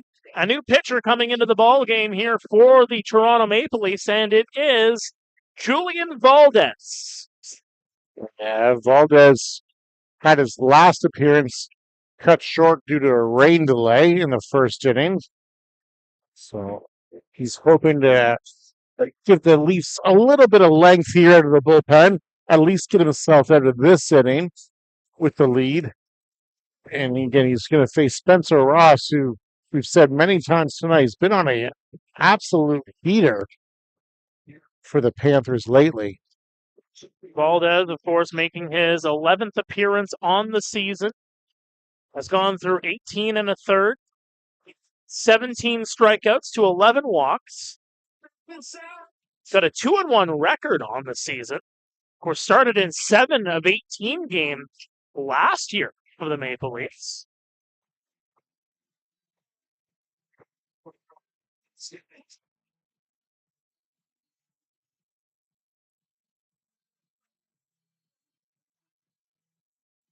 And this is going to be a big moment of the ball game with Spencer Ross coming into bat to take on the former Toronto Blue Jay free agent signing. And Spencer Ross just got to be patient here. You've got Gonzalez lurking on deck. And all of a sudden you're down 4. It was 6 to start the inning, so you've chipped away a little bit here. Ross with a walk his last time and a single in the third inning.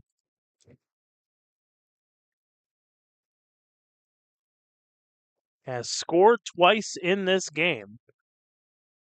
Valdez, the delivery, and that's going to hit Ross. And things have cooled down since Angel Castro dinged Raul Gonzalez. What I feel like was an eternity ago, I should say. It seems like that. I could have made some more auction picks in my draft. You picked a kicker this time, didn't you? We don't have kickers. Why don't you have kickers? The league doesn't like them. We don't have kickers or team defenses. I mean, to be fair, if you don't have Justin Tucker, you don't really have anybody. It's true. So bases are loaded here at Jack Couch for Raul Gonzalez. Valdez, the delivery, and that's going to go right down Broadway for a strike. If Gonzalez hits one out of the park here, you are going to hear a Road Warriors pop from this crowd. This is a tense moment, a big moment with the bases loaded. Valdez, the delivery, and that one goes away.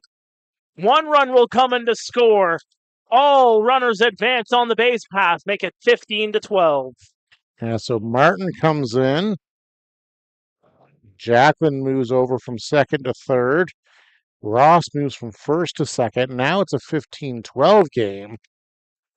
Again, Gonzalez still represents the tying run here. Yeah. So now with the base open, do you pitch them differently if you're the Maple Leafs? Well, and here's the thing, partner. You still got to deal with Junior Right. coming up on deck, and he's got a pair of singles already. Exactly. So it's pick your poison. The 1-1, and that one's down the line. That's a fair ball. 1 run comes in to score. 2 runs will come in to score. A 2-run double. Did he get him? Safe. Safe. 2-run double for Raul Gonzalez, and we have a 1-run ball game. Hold on to your hats, folks. We are in for a finish. Pitcher number 48, Junior Abel. What a ball game we've got here at Jack Couch Park. 15-14 in the bottom of the 7th. Tying run at second base. It's been lead change after lead change for the last inning and a half. You know, it's been what you can do, we can do better, and vice versa. This has been a very, very well played game. We've seen hitting, we've seen defense, we've seen plays at the plate, we've seen hit by pitches, we've seen a little bit of everything. Junior Ibarra with a pair of singles on the night.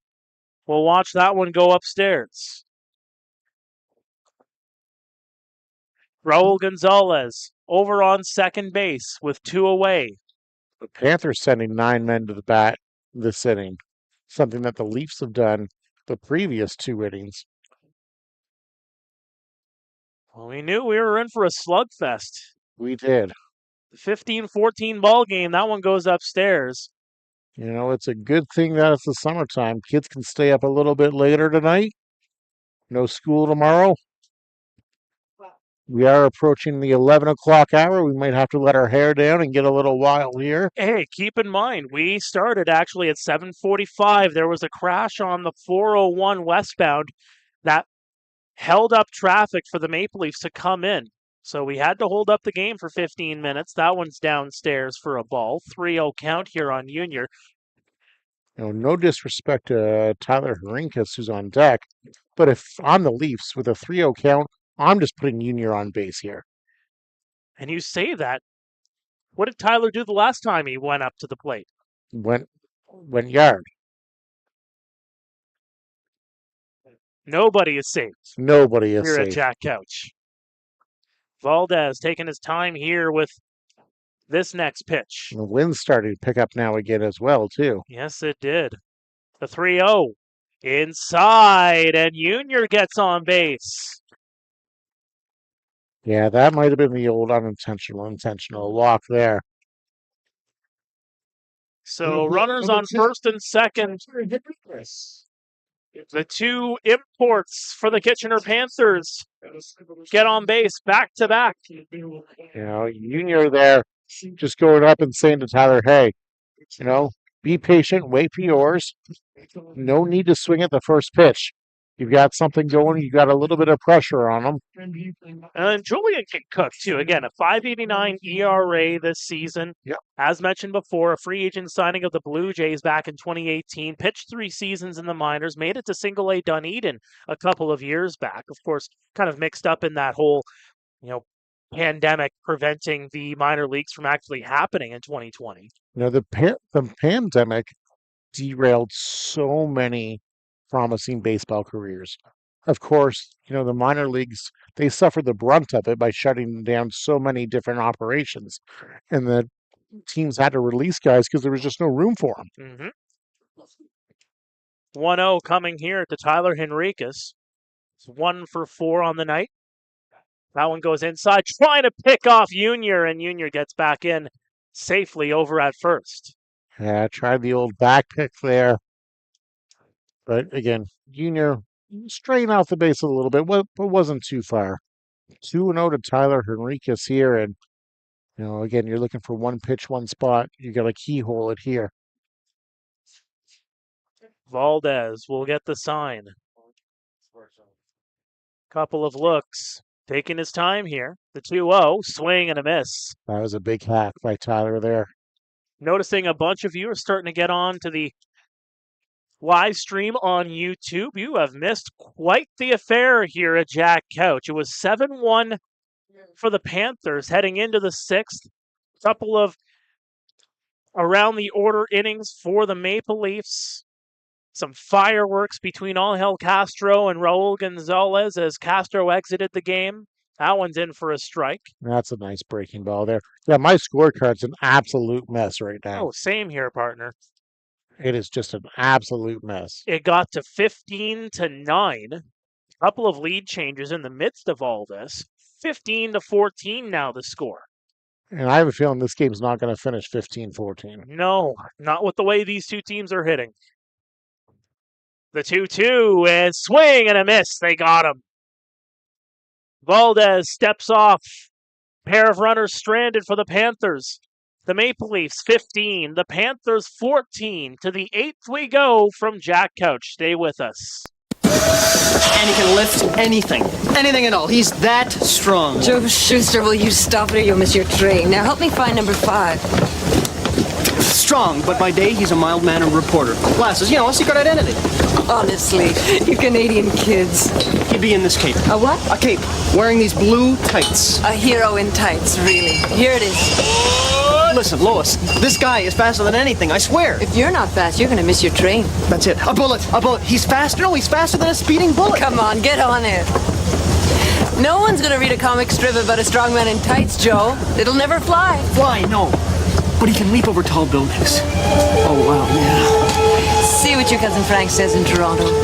Wait, Lois. I've got something for you. Here, take it. It's a gift. You never know. It might be worth something someday. Is he great or what? Bye-bye, Lois.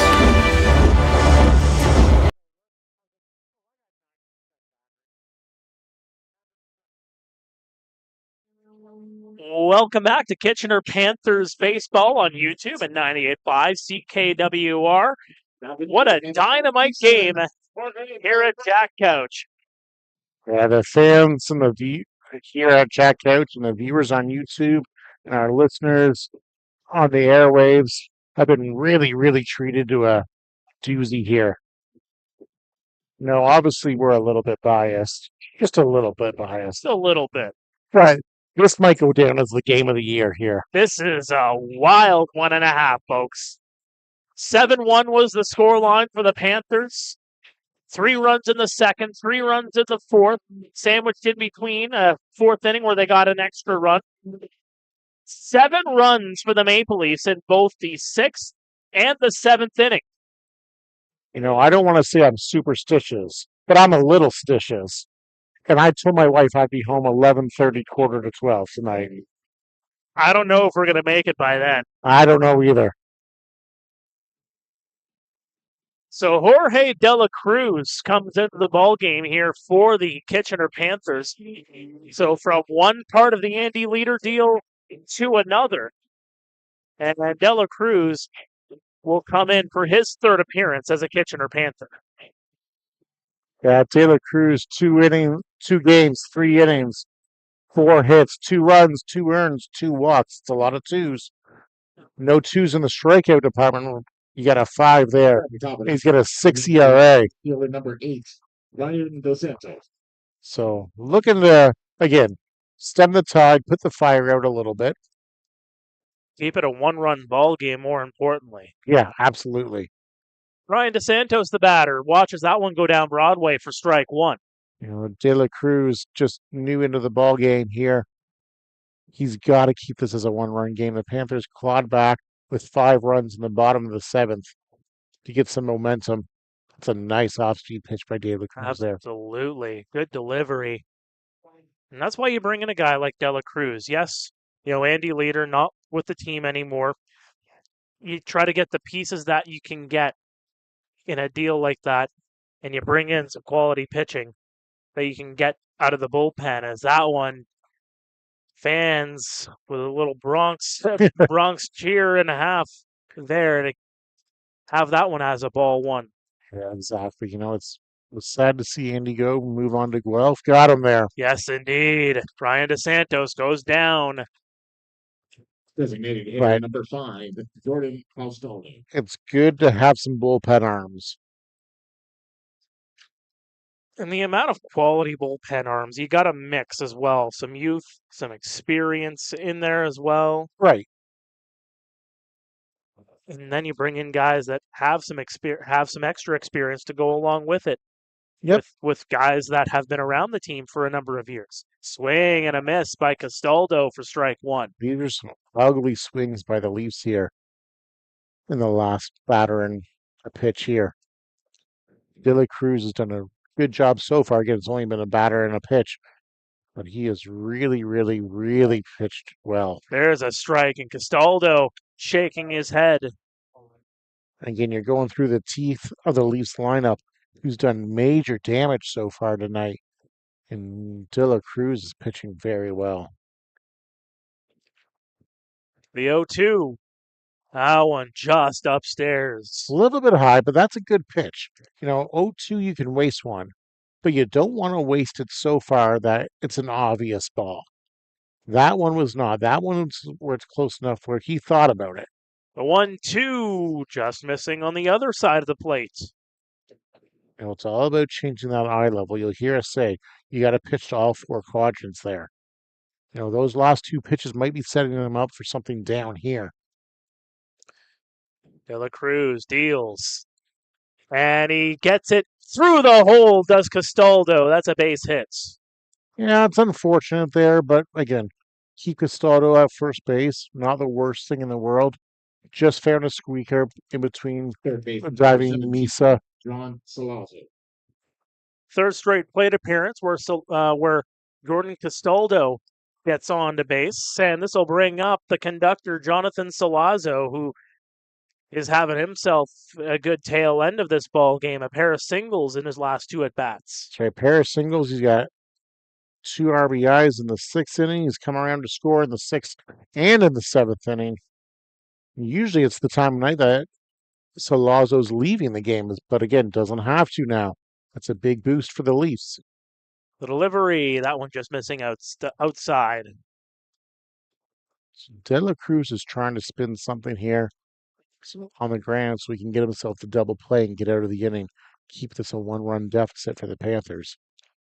De La Cruz gets the sign. That one. That looked like a pretty good pitch. Looked like it went down Broadway, but it maybe right under the knees there, according to the home plate umpire.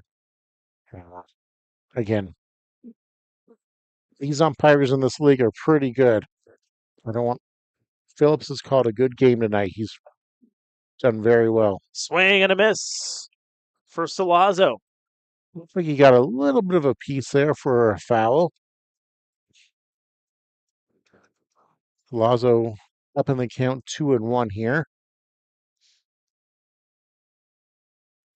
Of course, you have Marcus Connect on deck, the 2-1, and Salazzo will foul that one off.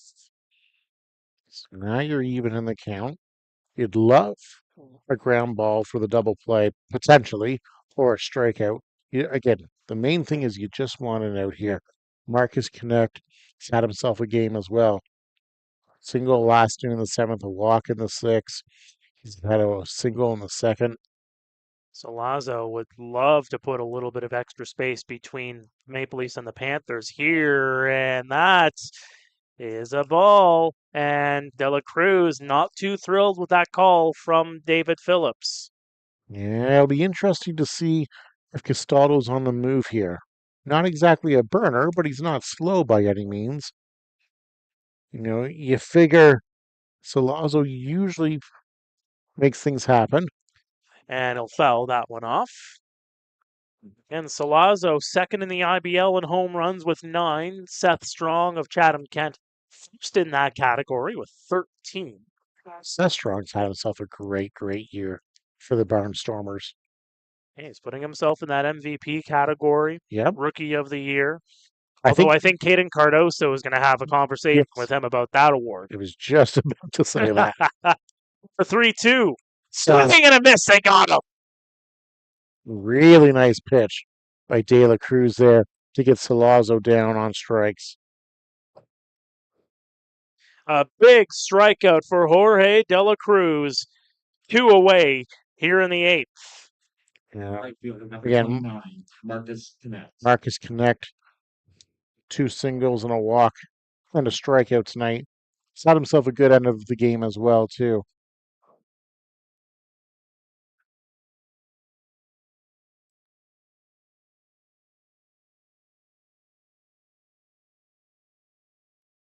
Connect watches that one go downstairs for a ball.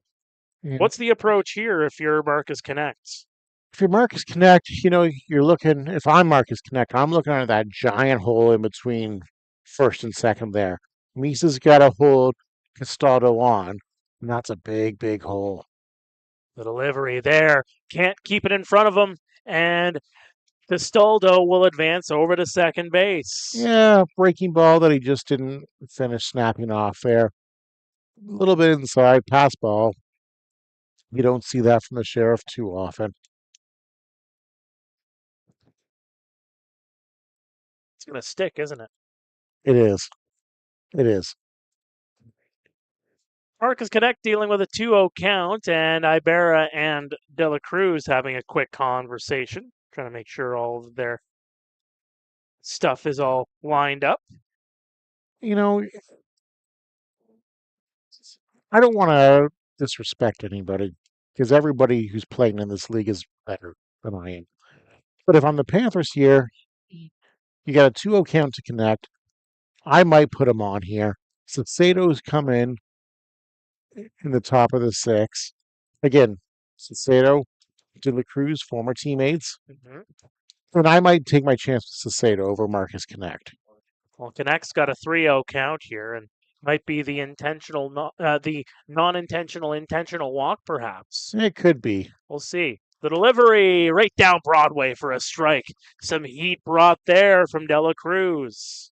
Salcedo, since he's come into the game, not to look past Marcus Connect, but Salcedo's over 2 with 2 Ks.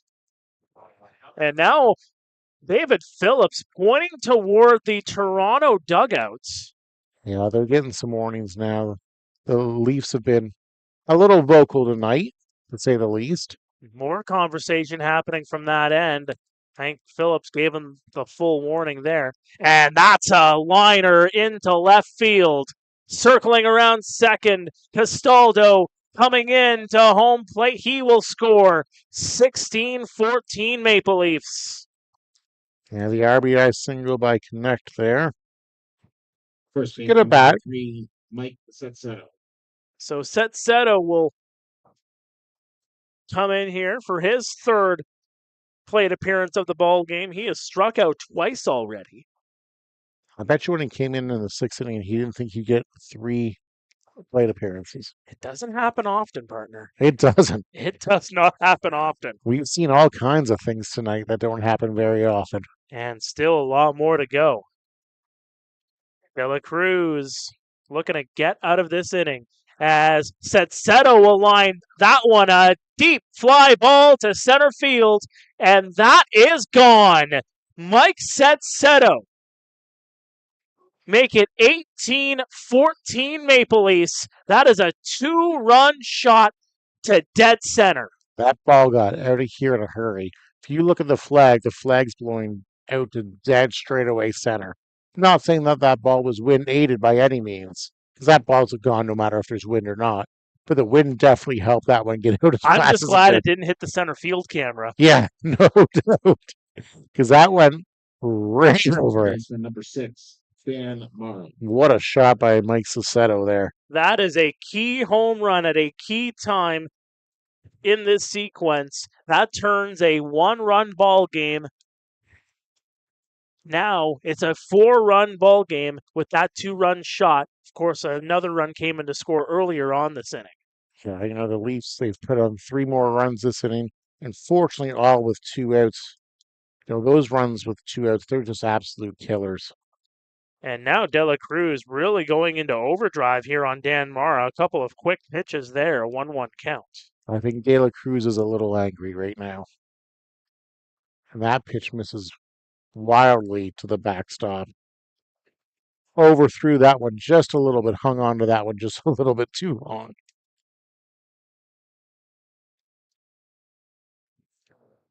It's the curse of Jack Couch striking again. No lead is safe. No, absolutely not. The 2-1 right across the dish for strike 2. I've seen a lot of ball games in my life in this ballpark.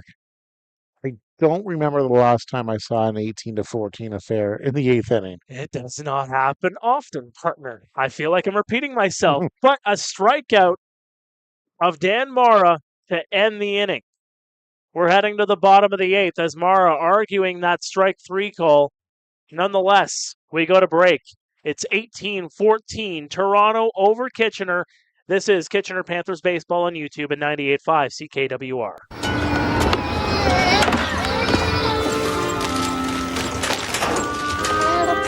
Viens, Inzedi. Téléphone. Yeah, but you told me that. Okay.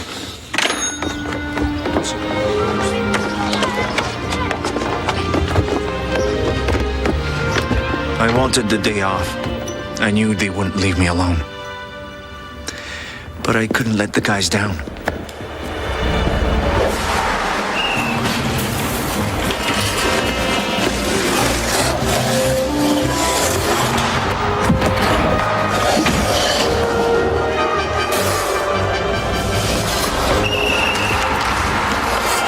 That night in 1944, Montreal beat Detroit 9-1. Maurice Rocket Richard scored 8 points, 5 goals, 3 assists. A legend was born. Welcome back to Kitchener Panthers baseball on YouTube at 98.5 CKWR. It's across the 11 o'clock hour here at Jack Couch. A number of people have filed away for the evening, but the ones that remain in attendance, they're having a good time. They are. 18-14, they are being treated to an insane ball game. I mean, say what you will about different styles of ball games being exciting, whether they're tight 1-0 affairs, whether they are, well, you don't want to be in a blowout. No. But right here, both teams just turning on the offense and going into overdrive. Yeah, if you like offense, this is the game for you tonight. 18-14 here in the bottom of the 8th. And somehow, I still don't think this game is over and going to finish 18-14. So at the bottom of the 8th for your Kitchener Panthers, right fielder number 36, Simon Grinberg.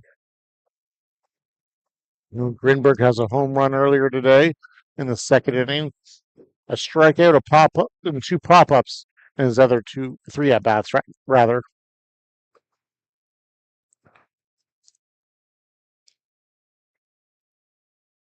So 18-14 is the score. The delivery, chopper, is going to go toward the Toronto dugout. Simon Grinberg is the right fielder. 2 up for the Panthers this inning. Grinberg, Misa, and Martin. They've all been on base and all have come in to score tonight for the Panthers. I think everybody and their pinch runners have been on base. There's a broken bat. Dan Mara will field it over to first. That gets by Setseto. And staying on first is going to be Simon Grinberg. And that's why you run things out. You just never know. That looked like a routine ground ball to Dan Mara. But you just never know. 20. So mark that as the E4. The Sheriff doesn't have a run tonight. So I should tell you as well, other games in the IBL tonight. This is why you don't miss any action in the IBL this season. Barrie had a no-hitter in the 7th inning tonight. Wow. And lost 5-0 to Guelph. Wow. Thank you for that, Neil. One That's 18-14, meantime, here's the score. We have football scores here. we do. Fantasy football? Never fantasy football. At least not in July. I still can't forgive you for that one. Well, we might be into August by the time this auction's done. That one's fielded high. Playable, perhaps. It's gonna fall. It's going to fall. Misa will get on base. Over to second. Trucks Simon Grinberg, and the Panthers get their first two batters aboard. Eric Martin coming to the dish now. He's got 2 singles and a home run. 2 runs scored. Again, just chip away, right? Chip away. That's all you can do because you can't get 4 runs back at once when there's. Did you pick up Randall Cobb yet, by the way? I have not picked up Randall Cobb. But in 55 more minutes, I can nominate somebody else for auction. Oh, wow. Because you can only nominate a certain amount of players a day. There's Martin in the infield. They'll get the one over to second, not in time. Fielder's choice there for Eric Martin. So Misa's down on the 6-4 putout. Martin reaches on the fielder's choice.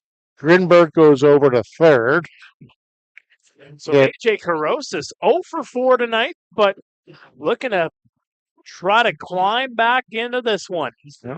Again, had an RBI ground out his last at bat on the 4-3 putout. So again, 0 for 4, but 4 good at bats. 4 very good at bats for AJ Carosis. It'd be nice to see him get rewarded with a hit here. I think it's that blue bat. Watches that one go upstairs. Good eye. You know, you're seeing people with all kinds of swag now. Did you see Matt Strom's belt in the All-Star game the other night? I did. That was pretty cool. As a card collector, I really enjoyed seeing that. Card collector? I am, yes. Just baseball. Okay. A 1-0. That one goes outside. 2-0. Well, I shouldn't say just baseball. 99% baseball. I do have a couple Red Wings hockey cards in my collection that I've picked up over the years. Yeah, I've got some hockey cards, some baseball cards. Here comes the 2-0 to Carosis. Really waiting this one out. The delivery right down Broadway for a strike. Got a couple of hockey cards of just some of my hometown heroes from up north. Of course, Frank Mahovlich and Bill Barocco from Timmins, Ontario. Got a couple of Toronto Maple Leafs cards from them. And that's the neat thing about collecting cards, whether it's hockey cards, baseball cards, whatever. Everybody collects different things, right? Absolutely. That one's going to be fouled off. And it's cool to see the collections. Absolutely. Like for hockey, I just have Red Wings cards. What do you see? My Pokemon card collection. You're alone on that one. So for Red Wings, I've got an autographed Stevie Y card. He's my favorite hockey player of all time. But baseball cards, I have a very, very, very vast baseball card collection. I can imagine. My wife likes to say it's too many. The 2-2, swing and a miss. They got him. Carosis goes down for the 5th time tonight.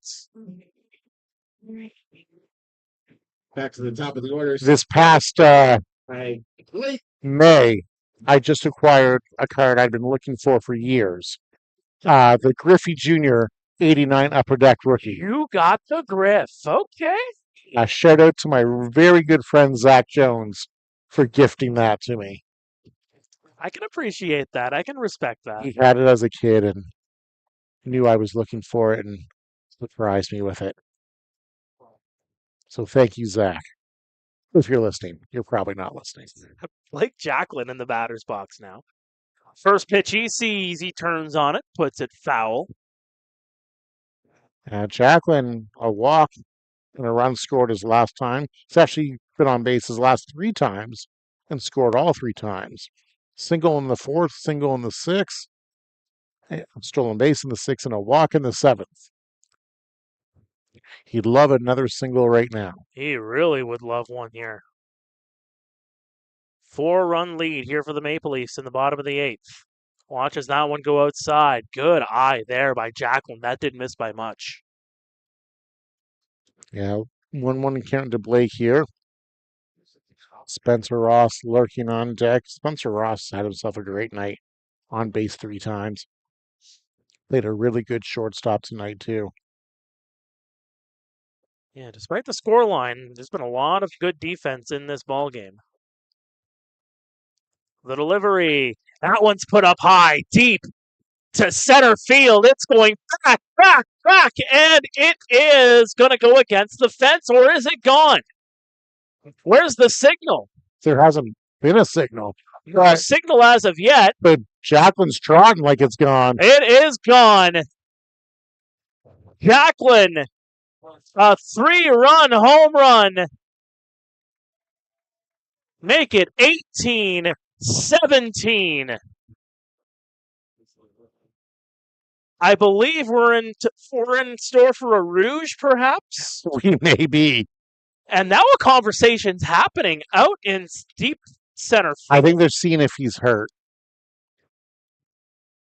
I think he crashed into the wall and they're seeing if he's hurt. And it's right into kind of that kitty corner there, too, where it goes out of the ballpark. Right. Because just the way the dimensions are, there is a little bit of a gap to get in between there. That's actually where we have our center field camera. Right. But there was no signal. That's what I was looking for. You know, when you get older like I am, your eyesight starts to go, and at 11:11 at night, even with my glasses on, it's kind of hard to see way out in deep center field there. So, yeah, that ball is gone for a home run.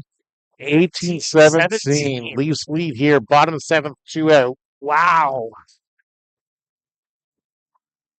So with all of that, Blake Jacqueline is having himself quite the ball game. He has come in to score 4 different times. That is home run. If I can find it here, my eyesight's starting to go. That is home run number 2 on the year for Blake Jacqueline. This will bring up Spencer Ross. In for a strike on the inside. Again, we have a 1-run ball game. What a wild night here at Couch. What are the odds we're going to extras tonight? Don't even put that in the sphere, sir. Although it might be possible. Again, I'm not superstitious. Just a little. Just a little stitious. And everybody having fun in front of us. The back and forth score lines. Again, it was 7-1 for the Panthers. In the top of the 6th. The delivery upstairs. Let's go over the scoreline again, because there is a number of you that have joined on, whether it's on radio or on the YouTube feed. Of course, 98.5 CKWR. Listen anytime on Thursday nights when the Panthers are at home, or on our YouTube page, Panthers Baseball Online. Here comes the 2-1. Holds off on the swing, and he misses for strike 2, actually. It is called a strike on that one. So again, it was 7-1 for the Panthers. 8-7 Toronto as they score 7 in the 6th. Panthers retake the lead with 2 of their own in the 6th. Toronto balloons their lead back with another 7 in the 7th. 5 runs for the Panthers, and that's a strikeout to end the inning. The Panthers get 5 in the 7th. They have another 3 here in the 8th. Toronto adds a 3 at the top half of the inning. It is 18-17. Hopefully you followed all of that. I understand if you didn't, it is a lot. It is a lot of math even for us. We'll be back after this, the 9th, upcoming here from Jack Couch. It's a 1-run ball game. It's a new season of baseball, and with that comes new merchandise in the Jack Couch Park merchandise tent and online store. Make sure to check out our huge selection of new wearables to cheer on your team. We have replica jerseys, jackets, pullovers, hats, scarves, and blankets for those chilly evening games. Our shops have all different sizes to choose from, and we will try our best to fit you with Panthers authorized gear. Make sure to check us out at our merchandise tent at the front gate when you enter into the park, or visit our shop online at KitchenerPanthers.com and click on Shop. We want our fans to wear our gear proud and loud and cheer on your Panthers.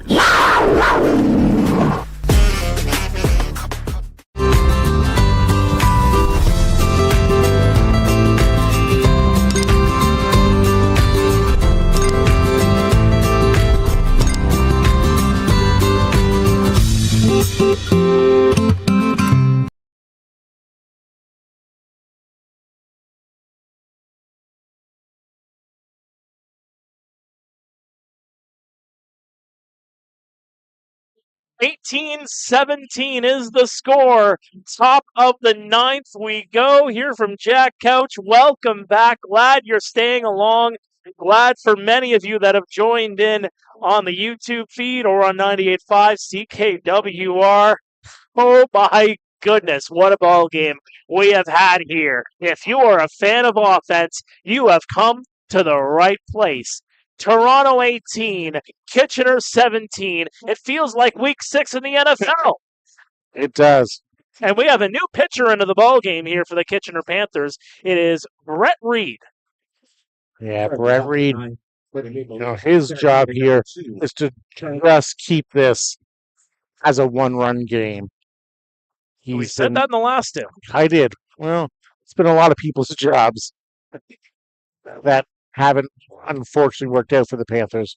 Brett Reed's got himself into 10 games this year, 12 innings, 22 hits, 25 earned, or 25 runs, 23 earned rather, 10 walks, 12 Ks for a rather elevated 17.25 ERA. I mean, there's one or two appearances in there that are going to balloon that ERA. Exactly. If I remember correctly, he got hit around really early in his first appearance of the year. Yeah, that was in that 27-6 shellacking at the hands of the Guelph Royals. I believe it was the second or third game of the season. Yeah, I believe so as well. Charlie Towers, the batter. The 0-1 right down, but it's going to miss just outside. I would look, but I've just lost the internet connection on my laptop. Oh, it times out after 11, doesn't it? Well, it's a 1-1 here on Charlie. Charlie's going to put that one over the head of Misa, and into right field it goes. Towers will circle around, and he'll just keep it to a long single. Charlie Towers had himself a really nice day at the plate. He's got himself a couple singles. He's got his first career IBL home run. He's got 2 runs scored tonight. And he's had a really nice night at the plate. And again, you need those guys to be successful in this league. You're going to have your big boppers at the top of the lineup.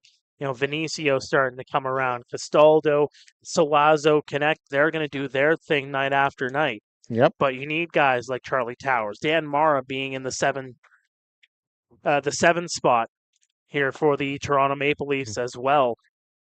Dionysius Chialtis as well at the dish, batting in the number 9 spot. He's got a couple of sac flies tonight. Yeah, I was going to say, doesn't have a hit, but has 2 RBIs. Production from your 9 hole. Looking to put down a sac punt right now. If somebody told you that the over-under for this game was going to be 35, I would have taken the under. I think a number of people would have taken the under. Well, it would technically push at this stage. I did say 25 at the start. I predicted this was going to be a 15-10 game. Let me just tell you about this as well. Again, just to go back to the bottom of the order kind of conversation in just a second here. Chialtis facing a 2-0 count. Bunts that one foul. The 7, 8, 9 hitters for the Toronto Maple Leafs are a combined 6 for 12. They have 8 RBIs. They've only struck out once. Wow.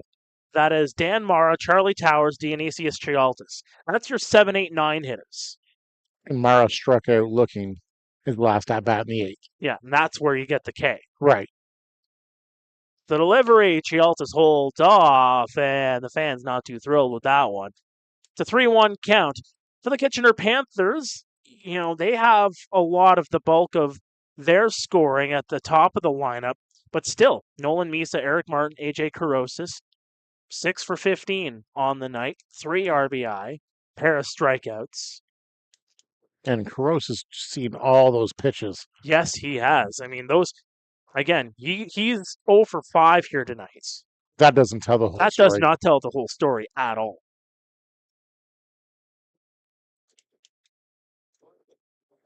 Ben Reed hoping he can get himself an out here.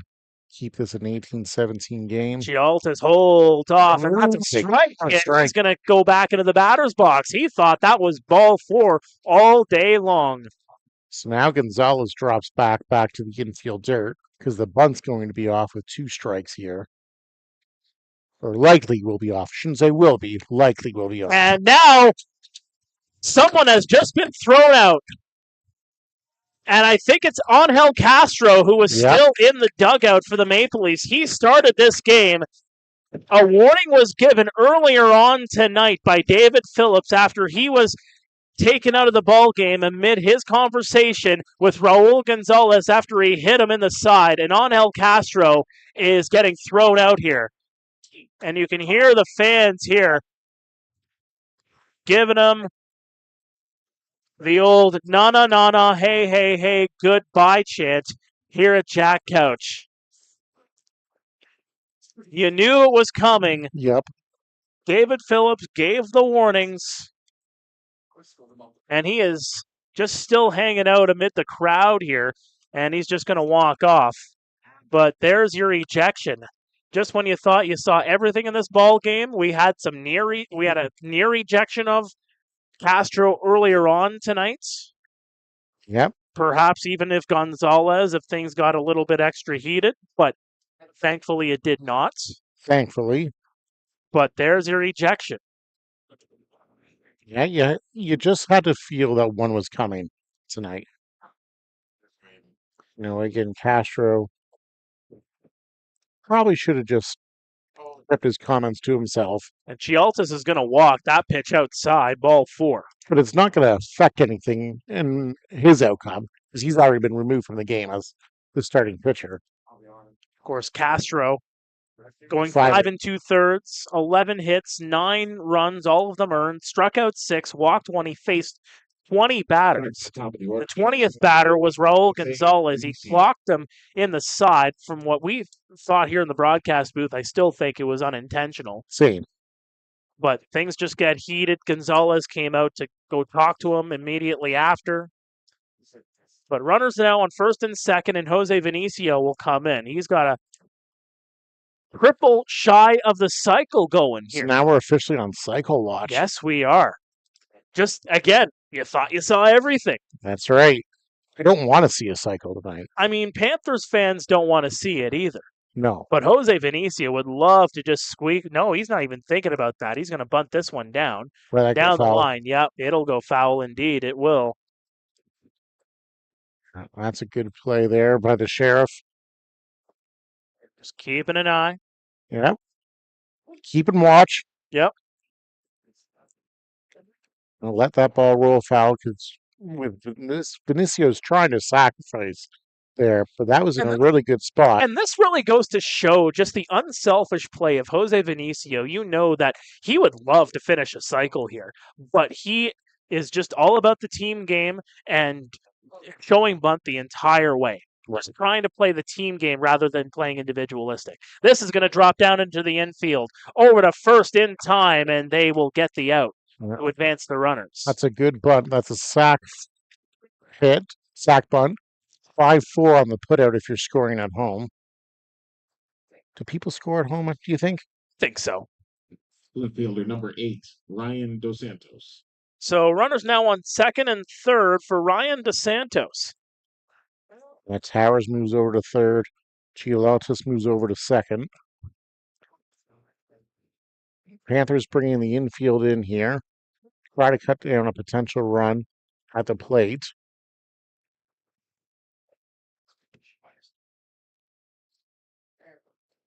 Big cut by DeSantos there. There's a swing for strike one. And the next home game, in fact, for the Kitchener Panthers, not to look too far ahead, but 7 nights from tonight, Thursday, July 25th. Get your tickets now. KitchenerPanthers.com/tickets. Hamilton Cardinals will be in town. The 0-1 is going to go outside. It's a 1-1 count here on DeSantos. Struck out twice in this game. Yeah, struck out twice. Does have a double and a walk as well. 2 runs scored. The 1-1 is going to be cued into into left field. 1 run will come into score, and they'll keep Dionysius Chialtis over to third base. So make it 19-17. And so DeSantos picks up his second knock of the game. Charlie Towers now scoring his 3rd run of the game, all since the 6th inning. And that, again, comes back into play with Vinicio, advancing the runners. Yep. Just being unselfish, bunting it down, getting the runners into scoring position. And right there, a good hit for Ryan DeSantos. And it's a multi-run lead again for the Toronto Maple Leafs as we get a mound visit here. Yeah, so from Rick Boone. Runners on the corners with 1 out. Again, for the teeth of the Leafs lineup here, Castaldo, Salazzo, the next 2 batters. There's a lot of pen marks on my scorecard for these 2 folks here tonight. Did you bring white out? I didn't, no. Here you go. In all the years I've scored, I've never brought a thing of white out.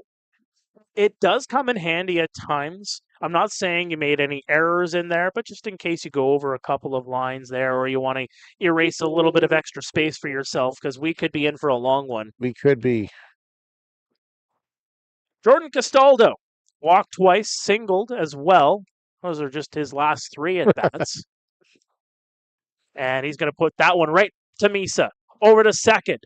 And over to first, not in time. That's going to get past the runner. 1 run will come in to score, 20-17. So Castaldo reaches on the fielder's choice. Give him the RBI. No. And no runs. What are they calling there?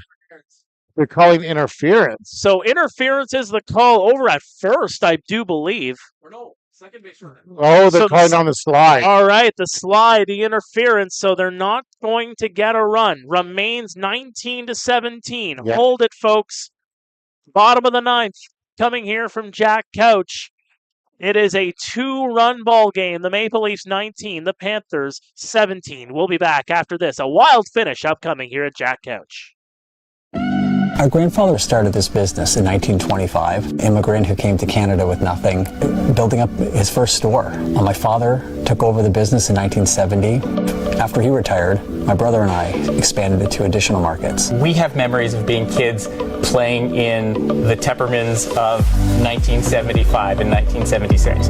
We are so much more than that today, and we are still fundamentally exactly the same thing. This is more than just retail. At Teppermans, our values are a commitment to people, our team, our customers, commitment to environmental sustainability. But the heart of our business is family. The furniture in your home really does form and define your experiences and your memories. The things we sell makes a house a home. Those are the moments that bring people together. It's about honoring the old school values of Nate Tepperman and Bill Tepperman, and really looking to inspiring the future generations of our customers.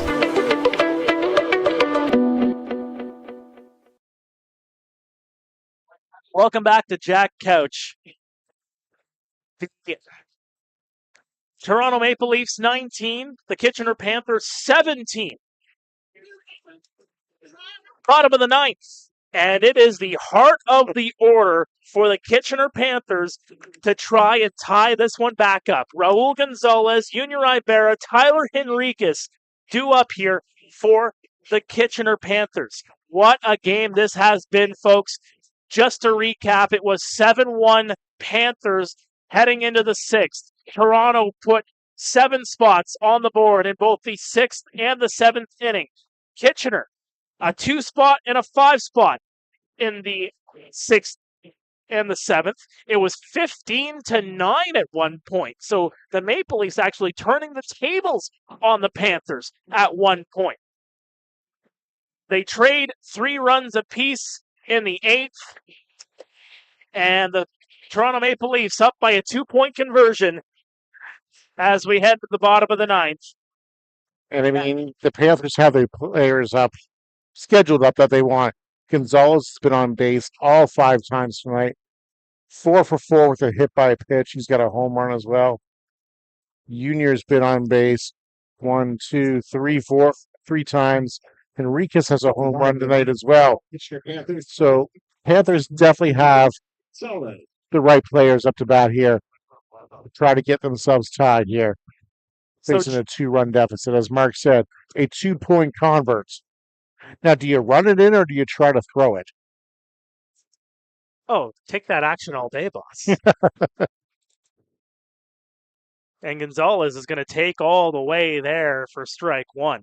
As a Pats fan, I'd say throw it, but Seahawks fans, they know you got to run that all day. Yep.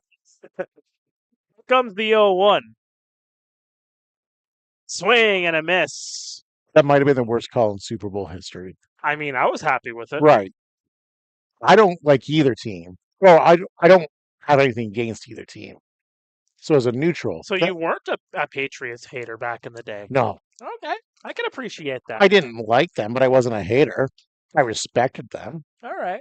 Here comes the 0-2. That one in the dirt. Chialtas protects it. Oh, of course, that string of 3 Super Bowls in the tail end of the Patriots dynasty. I mean, you think about it.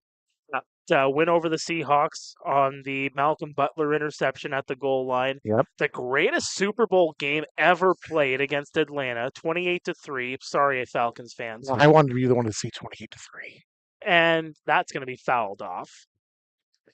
And then you go from the best Super Bowl played of all time to absolutely the worst, most unentertaining Super Bowl win of all time against the Rams. That was the one against the Rams I didn't even watch. No? I was so mad over the Nola no call. I boycotted the Super Bowl that year. Okay, that's fair. As a Saints fan. Honestly, that is fair. The Saints were robbed. The 1-2 down in the dirt. 2-2. Twice in that game, actually. Because the Nola no call on Tommy Lewis, and then in overtime on the interception that breezed through, clearly hands to the face. That wasn't called. Yeah, that's true. So yeah, I was not in the mood to watch a Super Bowl. Well, we got a Super Bowl kind of score. We do. Here. 2-2 is going to be fouled off. Now, if somebody could have brought us a Super Bowl spread up here, I would take that.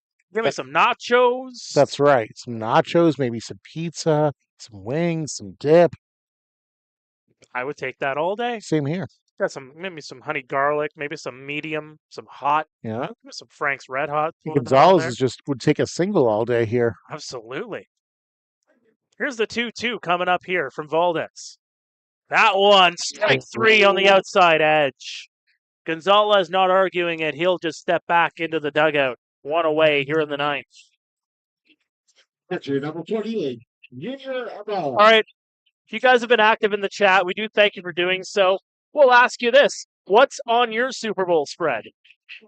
Just to add some activity in the live chat. I know you guys have been active all night long, and we love you for it. It's a good question. That's a really good question. Junior Pare, now the batter, has reached 4 out of 5 times tonight. That one upstairs. That's a nice take by Ibarra there. Walk in the 7th inning. Again, these two teams have played some wild games this year, but this one has to take the cake. By the way, August 15th, final meeting of these two teams in the regular season here at Jack Couch. The 1-0, well outside. Yeah. In the driver's seat now in this 2-0 count, Enriquez lurking on deck, who's got a home run back in the 7th. Again, just starts with a base knock here if you're the Panthers. You can't get both runs back at once, so there's no sense trying. Ibarra just looking to be patient here. Ahead in the count. The 2-0. Swing, and he got a piece of it. Barrett maybe went fishing and expanded the zone a little bit there. I think that's what they do down the QEW. I think so. Yeah, of course. Welland with a 5-2 win over Hamilton earlier on tonight. Guelph 5-0 winners over Barrie. It's a 3-1 count near now on Ibarra. Again, feels like those games finished a long time ago. They finished about an hour and 20 minutes ago, those games. We're nearing the midnight hour. Who's got the golden shoe to go here tonight? I believe it's actually a glass slipper. I believe so. I got my Disney references messed up there. Swing and a miss for strike 2. Junior had a hefty cut there. It's a nice swing. Unfortunately, ball was just a little inside. Nice run, two-seam run action there. I'm very glad that I chose to update our streaming laptop in the middle of the night. Yes, we might still be here. We might still be here. Who knows? Apologies if it cuts out. We'll make sure we get on the air. Don't worry. That one downstairs, and Ibarra will take a base. Just like that, the tying run comes to the dish with one away. Yeah. Tyler Henriquez, of course, had a big home run back in the 7th inning. Other than that, he's had 3 strikeouts and a fly out to right field tonight. Corosis, the only batter for the Panthers without a hit tonight. And again, we talked about it ad nauseum. There were some good quality outs, to say the very least. But you look at the rest of the lineup. Blake Jacklin, 3 hits. Raul Gonzalez, 4 for 5. Junior now 2 for 4. Nolan Misa and Eric Martin, both 3 for 5. Yeah, it's been a real team effort tonight on both sides. Dropping a bunt down the line, and that's going to roll just foul. That's a great play by Tyler Henriquez there. Unfortunately, just had a little too much side spin on it. Otherwise, he's sitting on first as the tying run. What an eye there by Dionysius Chialtis, too. Just waiting that one out. Looked like he was going to touch it there for just a moment, but said, no. Just going to let this roll. And again, I don't play baseball at a high level anymore. But when I did, I was a catcher. And that instant where you're waiting for that ball to see if it's going to be fair or foul, it's just sheer panic in your mind. Like, if I don't pick this up and this stays fair, that's a base hit. Yeah. Well, it remains an 0-1 count here for Henriquez. Swing and a miss for strike 2. That was a nice swing by Henriquez there. Had a good cut to it. Wasn't really early, wasn't really late. Looked like he swung right through it. Yeah, a little bit over the top. Some good action on that breaking ball there.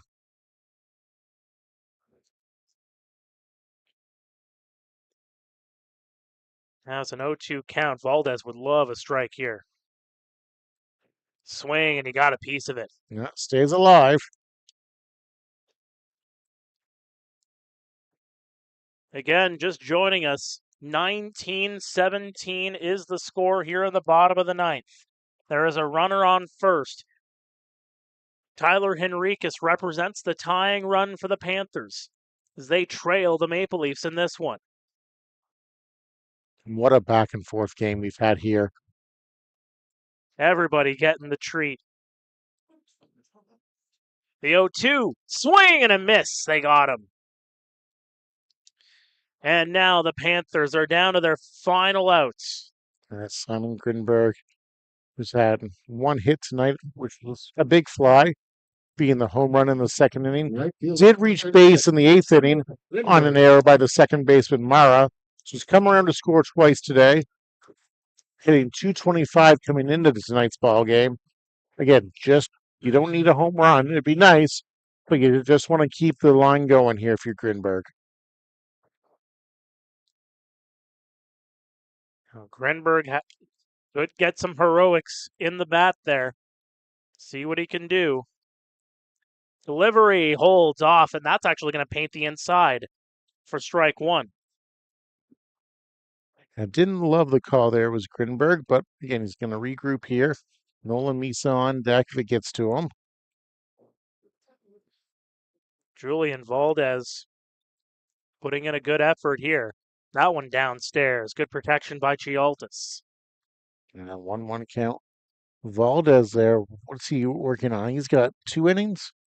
Valdez is at 2 innings of work right now. Okay. He's given up 4 runs, just one of them earned. Right, because of the error. Has struck out 5. Wow. Good for him. Yep. Angel Castro struck out 6 in 5 2/3, starting for the Maple Leafs. The 1-1. Knocked. Good grab there. Almost fielded by Setzeto over to first. And in time, they'll get the out. And that is the ball game. The Wild game has finished. 11:40 Eastern time is your finish on this one on a Thursday night. The final score, the Toronto Maple Leafs 19, the Kitchener Panthers 17. What a swing, what a back and forth in this one. We're going to recap all of that in just a couple of moments. Stay with us. The post-game show is up next. This is Kitchener Panthers Baseball on YouTube at 98.5 CKWR. Located in the heart of downtown Kitchener, the museum is an emerging cultural hub of activity. Well, the museum is an organization that's on a high trajectory, and we have raised the bar of cultural generally, I believe. Unheard of in smaller towns, the museum has housed world-renowned exhibits such as Andy Warhol and now the Titanic. Titanic is a spectacular exhibit. It's a very, very personal exhibit. As you come through, you're given a boarding pass and you assume the name of one of the people actually on the ship. With Kitchener's high-tech industry rapidly growing, plans for expanding the museum are also in the works. So our plans for the future are to grow our footprint and add more space so that we can get to a point of having 2 exhibits at the same time, one focused on the technology side while one's focused on the art side. Minutes from city center condominiums, your days of leisure will only be enriched by a visit to the museum.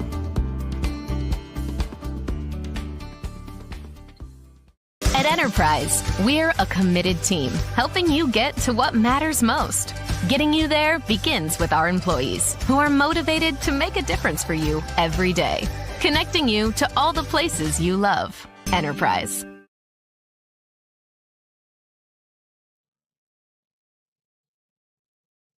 Well, welcome back to Kitchener Panthers Baseball on YouTube at 98.5 CKWR. I'm Mark, he's Mike, and where do we start? Wow, I don't even know. If you tuned in late, you missed a pretty good ball game up into the 6th inning, and then from the 6th inning on, you missed a wild, wacky ball game. That's for sure. The Panthers led 7-1 heading into the top of the 6th. Here we are at the end of the ball game with the Maple Leafs prevailing in a 19-17 win. Again, we talked about it. The football scoreline, you just mentioned it, a 7-1 lead for the Panthers evaporating. Someone pointing out that that's the second time the Panthers have blown a 7-1 lead to the Maple Leafs this season. Yeah. Yes, you go back to that game on May 22nd where the Maple Leafs prevailing 8-7. Toronto has now won 3 of 4 against the Panthers this season. But again, a game that we've seen everything. Scoring. We had an ejection. Angel Castro was thrown out of the ball game for the Maple Leafs for just a little bit too much chatter from the dugout, according to home plate umpire David Phillips. You have everybody just putting in so much effort. When you thought the Maple Leafs were pulling further ahead in the late stages of the ball game, the Panthers kept clawing back. But again, you look at, I think it's those 2 innings that made a huge difference for the Maple Leafs, batting around the order, a pair of 7 spots, a pair of touchdowns. We're using football references all night just based on what we have seen with the scoring. But really, like you said, from the 6th inning on, it was just a wild, wacky game. where you basically saw everything here at Jack Couch Park tonight. Yeah, and the big thing for the Leafs as well, obviously they got the victory in 1917, but a lot of the damage for the Leafs came with 2 outs, where it looked like the Panthers might get themselves out of the inning, and then boom, the Leafs would sneak a single through, or they'd lace the double or the home run or whatever. Those 2 out clutch hits, they really do a lot for team momentum, and teams really, really do feed off that. You look at the hitting as well. Again, 19 runs on 19 hits for the Maple Leafs, 17 runs on 18 hits for the Panthers. It felt like there was a few more errors in there, but overall, Toronto tagged with 1 error. Kitchener tagged with 2 errors on the night. You look at the hits, multi-hit games for basically everybody in the Toronto lineup. Just Setseto, who came in late, and Six. Chialtis, who went 0 for 2 tonight. The only ones without at least 2 hits for the Maple Leafs. A number of home runs. Kitchener Panthers get it started with the home run parade in the 3rd inning. Second. With the 2nd inning, rather. Simon Grinberg hits a homer. Eric Martin hits a home run. You look even later on, Raul Gonzalez hits a no-doubter as well. Toronto, meantime, you go back. I got to go back in my score sheet. I also Seriously, said had folks, one. everything is on here. It is insane how much scoring happened in this ball game. Charlie Towers with a towering home run. Setseto, who was 0 for 2 at that point in the 8th, hits a home run of his own. Vinicio with a home run as well. Everybody doing everything in this game tonight. But finally, we end up, and this all came after a late start. Right. Toronto didn't get in until about 7:20. Didn't get batting practice. Didn't get batting practice at all, so that's another story and a half. Game finally starts at 7:45, and here we are nearing the midnight hour, 14 minutes away from the midnight hour as we speak right now. I say that to say we're going to have to just wrap this up because, again, if you want to find out what's happening and what happened in this ball game, just take a look into the score line, look at the scoreboard, look at the box score because, again, everything happened. We would be here until about 1:30 when my laptop resets in order to actually wrap it all up. So we're just going to wrap it up here tonight. He's Mike. I'm Mark. For everybody putting in the work here tonight, it has been a wild one here from Jack Couch. So long. We'll see you next.